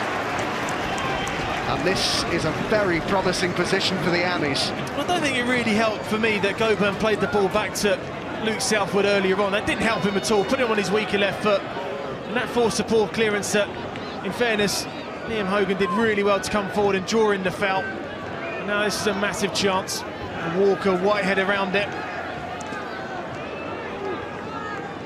Who does it favour? It'd probably be the opposite, I say, but I think Walker. I think the left foot has got that chance now to have more control for it to hit it up and over the wall, and he can go goalkeeper side, I think, with more power. Whitehead to the left, Walker to the right. Keeper just off his line. Walker! Close. Very close. It's a great free kick. Oh. Good technique there. Great pace on it. May have just skinned the top of the crossbar slightly. He hasn't scored since the end of October. Tom Walker was in the latest England C squad, although he didn't actually get on in the 2-2 draw with Wales.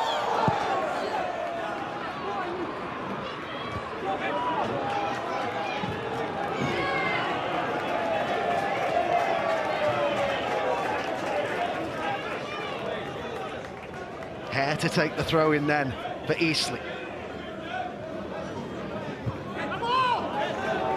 It's off Toure for another throw in, but they've gained a fair bit of distance here, the Spitfires. This is interesting to see. The three centre-halves are not going up, they're staying back.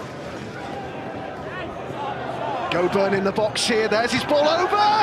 Oh, that's it! No, it's not, it's just wide, goodness me! Neil, the header from McCallum.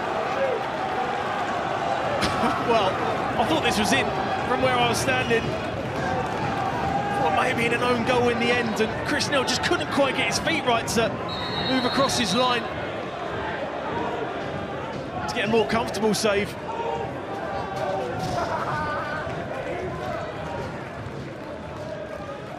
Can't believe that that's not gone in. McCallum, who's already scored one header today. Where are they finding this energy from, Eastleigh? Into the box it goes. Walker with the chance to get it clear, but it's just an up and under that Johnson was underneath, and Zabrowski's hit it! They've got a corner. It's just great, Adam, it really is. Everything about a game of football you want is here this afternoon. Just can't take your eyes off it, can you? It's just when you know how much is at stake and how much it means to these two clubs as well. Johnson at the back post. I'm not quite sure how he's managed to head that where he did. Just one to the far post. I think he may have just lost it a little bit there with Hogan in front of him. Here's that chance again for McCallum. Coburn with the ball over, and I have to say, from our angle, I thought that had got in. I thought it did. Side netting. Just come off his shoulder. That was maybe didn't get enough pace on it. Just got it away. Zabrowski here looking to make a nuisance of himself again. Redmond, how the game has toed and froed. 10 to go.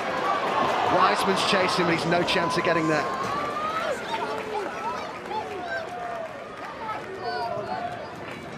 Remember, Eastleigh finished 7th in the regular season, the final playoff spot. Salford were 3rd. Zabrowski chasing this, and out came Neil.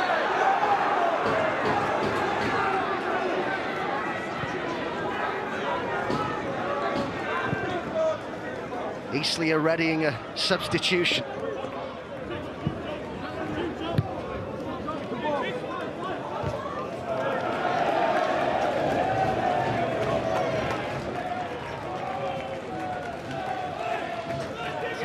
Miley is going to be coming on. Hails from Jersey. Was actually recommended to Eastleigh by Brian Little, the former Aston Villa manager who knew him from his time with the Jersey FA. Zabrowski does well to keep it in, and it's over towards Green. Cleared by Hogan. Holland sends it to the edge of the area again, where it's met by Piergiani. Eastleigh are looking the more likely here, amazingly, when you consider how much football they've played in the last few days. It's just been amazing, isn't it? What an exceptional job Ben Strevens has done since taking over at Eastleigh partway through the season. Go burn off then. And it's Cavan and Miley who comes on.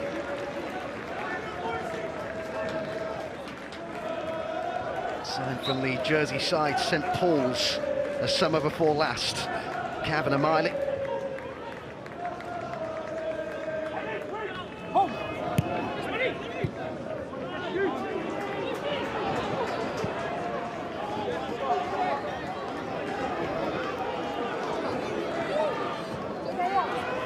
Whitehead.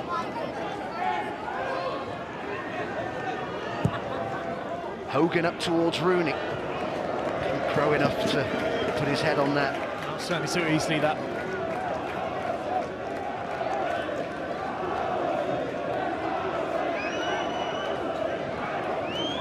Well, for people like you and I, Adam, this is just so enjoyable to watch, but if you've got any emotional investment in it, it must be excruciating.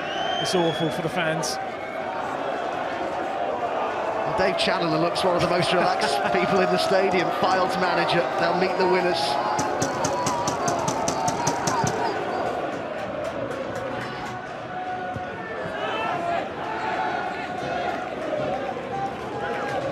Gaffney's going to be coming on here for Salford. I wonder that's with penalties in mind.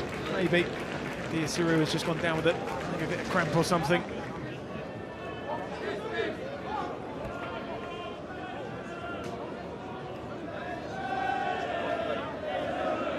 There would be a straight swap up front if Diasaru were to come off for Gaffney. Chance of one Ben Strevens from the Eastleigh supporters.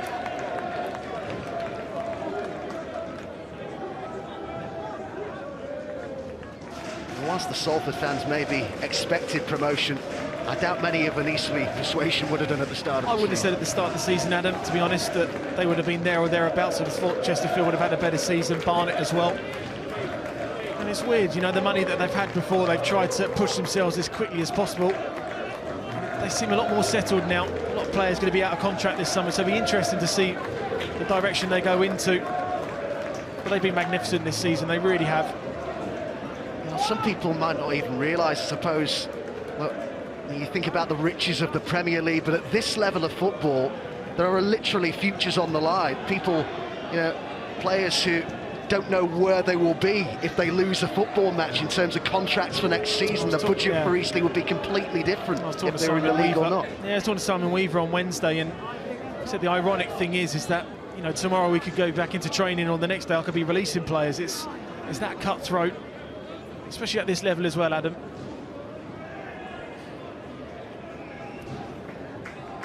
The Eastleigh manager is technically already out of contract. It expired at the end of the season, regular season. So Diasaru off, Gaffney on, and he's got around 5 minutes to try and help Salford find a winner here, Gaffney, or it will be penalties if they can't be separated, these two. He's found it difficult, isn't he, since Matt Green's arrived and Diasaru's come back on loan to get regular starts. I thought he had a fairly decent first half of the season, Rory Gaffney.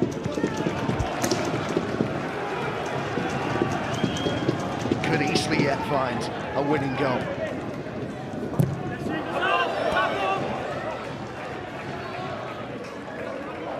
Throw-in conceded by Toure.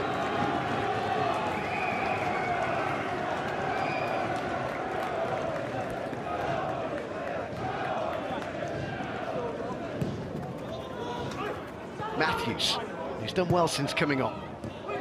Winter.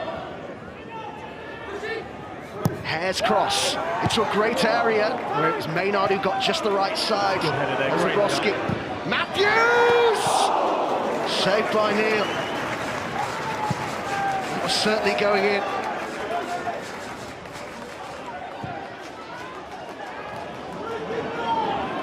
Zabrowski. Green. McCallum. Was that a foul? Referee had a good view. Big appeals from Eastleigh supporters behind the goal. Tell you what, I've seen those given. What a big moment.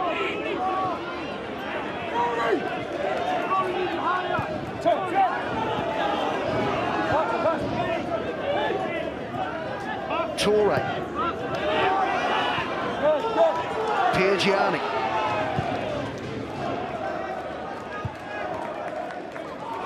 Zabrowski. Matthews. Miley now for Eastleigh.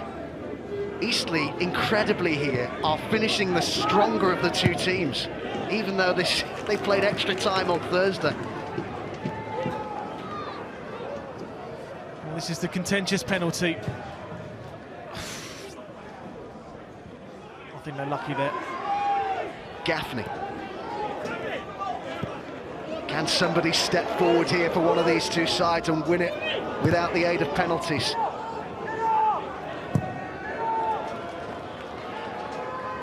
Hogan heads forward.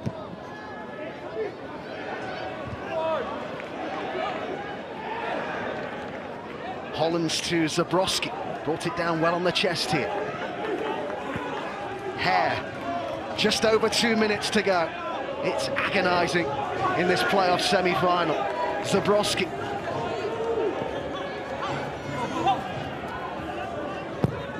Zabrowski's cross, and Maynard's wasn't taking any chances.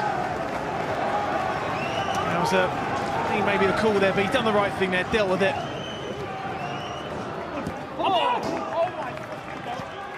And that's on Eastleigh's way. Let's get Adam Virgo's man of the match. Well, I think he's just been excellent in that midfield there. Danny Hollands. The age he is, you need that experience. I think he's just dictated play nicely. I mean, everyone's played so well today. He's used to hard work, Danny Hollands. He's also a dad of triplets. Yeah, it's the other side that maybe you won't pick up on TV, Adam. Just the work rate, the organisation that he's had, the leader in that middle there.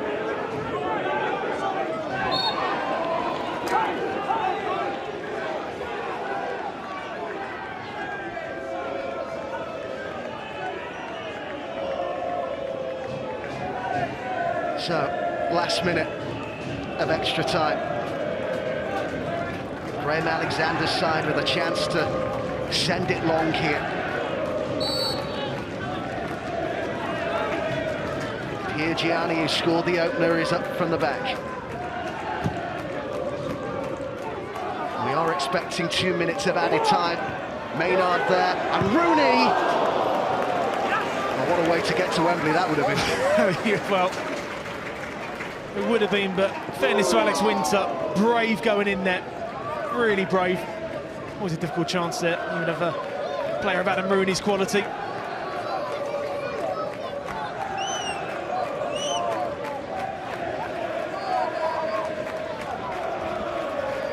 Well, it's looking like penalties.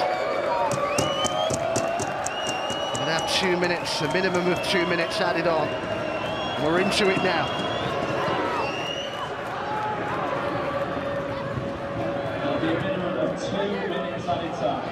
Miley's ball forwards, and off Piergiani it went for a throw-in to Eastleigh. Well, they're still going for it, Eastleigh. Look, they're trying to get the ball on the pitch quickly, taking their time.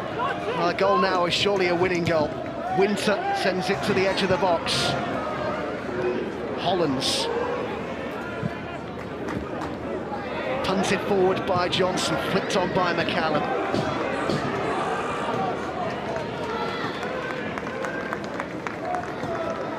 Well, if we think it's been tense and nervous so far, it's about to get a whole lot more nervous and tense.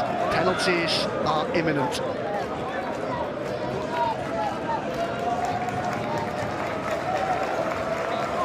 Late change here, surely with penalties in mind, as Rodney comes on for Wiseman.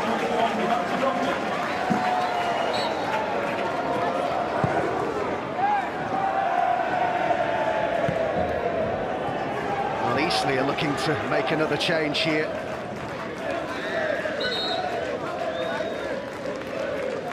Jack McKnight, who came on as a sub in the Eliminator win at Wrexham.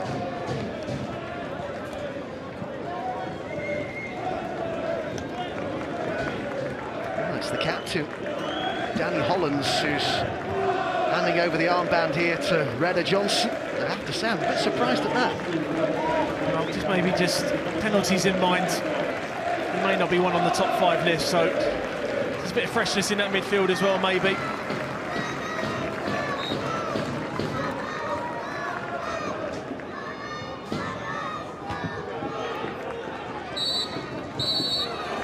So nothing to separate them after 120 minutes of football.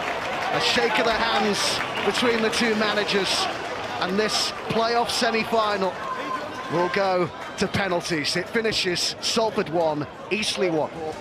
Well, the stakes could hardly be higher. Two clubs each looking to appear at Wembley for the first time. Two clubs each looking to reach the Football League for the first time. In the next 10 minutes or so, dreams will be made and shattered. This is the pressure, and we will also see the pain and the pleasure of the playoffs. It is Rooney to take the first penalty, Salford to go first, and their top scorer will shoulder the responsibility.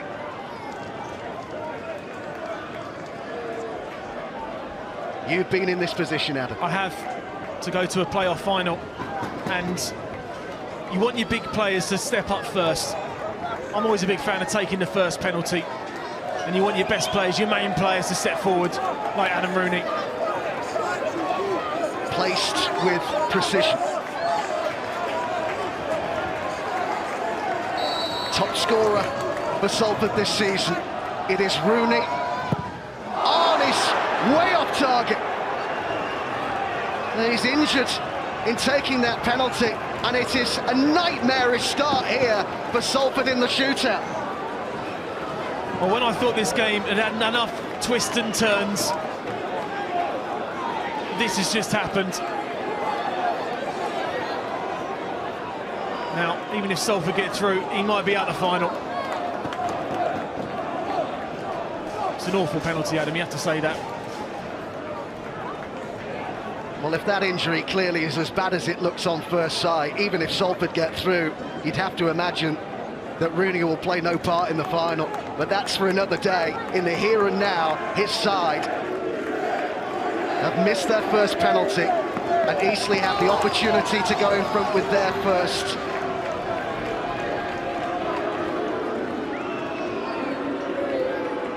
Well, the playoffs just write their own scripts, don't they? And here comes Josh Hare to put Eastleigh in front here. It's Hare, and it's a good penalty. The Spitfires lead in the shootout. Well, you have to take full advantage straight away and not now let Salford City off the hook. It's a good penalty there from Josh Hare, confident.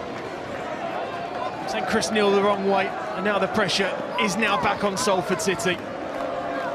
It's a local boy, a Salford lad, the team captain, Liam Hogan, who will step forward to take the second. Up against the former England under-19 international Luke Southwood, as the Salford players look up. Can Hogan handle the pressure? He can! He thumps it home! Well, they needed that. It's a good penalty there from Hogan. Even if Salford goes the right way, he's not saving that. It was an angry penalty, wasn't it, from Hogan? And now it is Jack McKnight, who came on as a sub, was signed from Basingstoke in December. Can he beat Chris Neal? 1-1 in the shootout. Now it's 2-1 Eastleigh. Sent the keeper the wrong way. Just two calm penalties from Hare and McKnight now.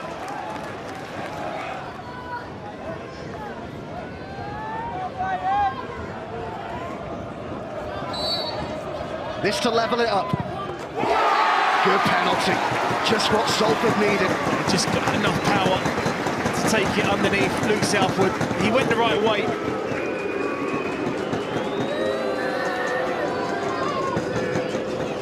Well, the next player to take a spot kick here is Sam Matthews.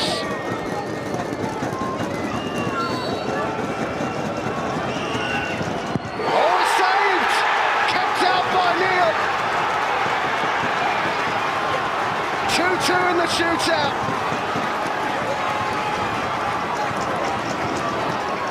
Well, this place is just erupted.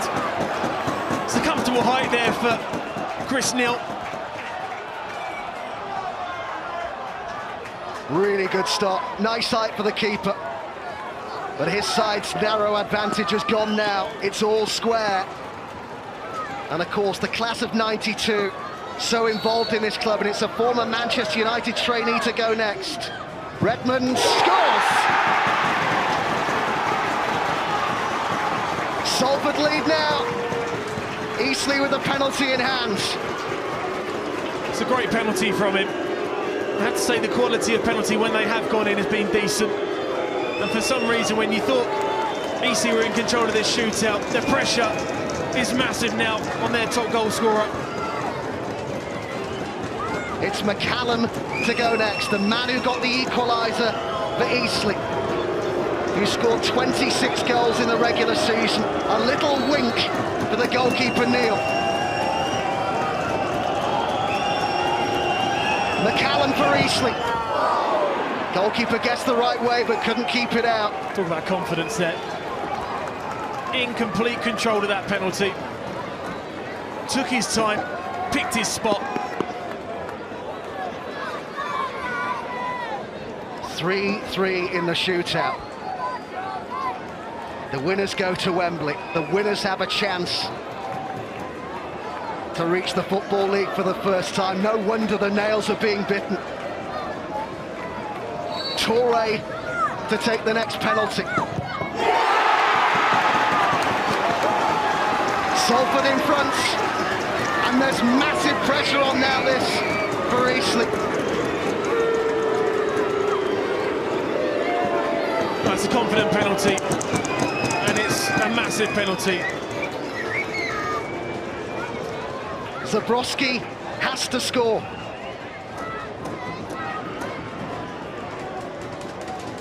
There's some in the Peninsula Stadium here that can barely look. Zabrowski. Oh, it's kept out! Salford have done it!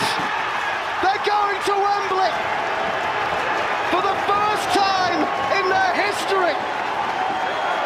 The Ammies are now just one more win from the Football League.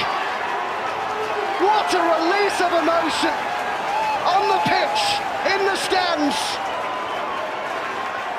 Graham Alexander's side have seen off the challenge of Eastleigh and will now meet Fylde in Saturday's final at Wembley.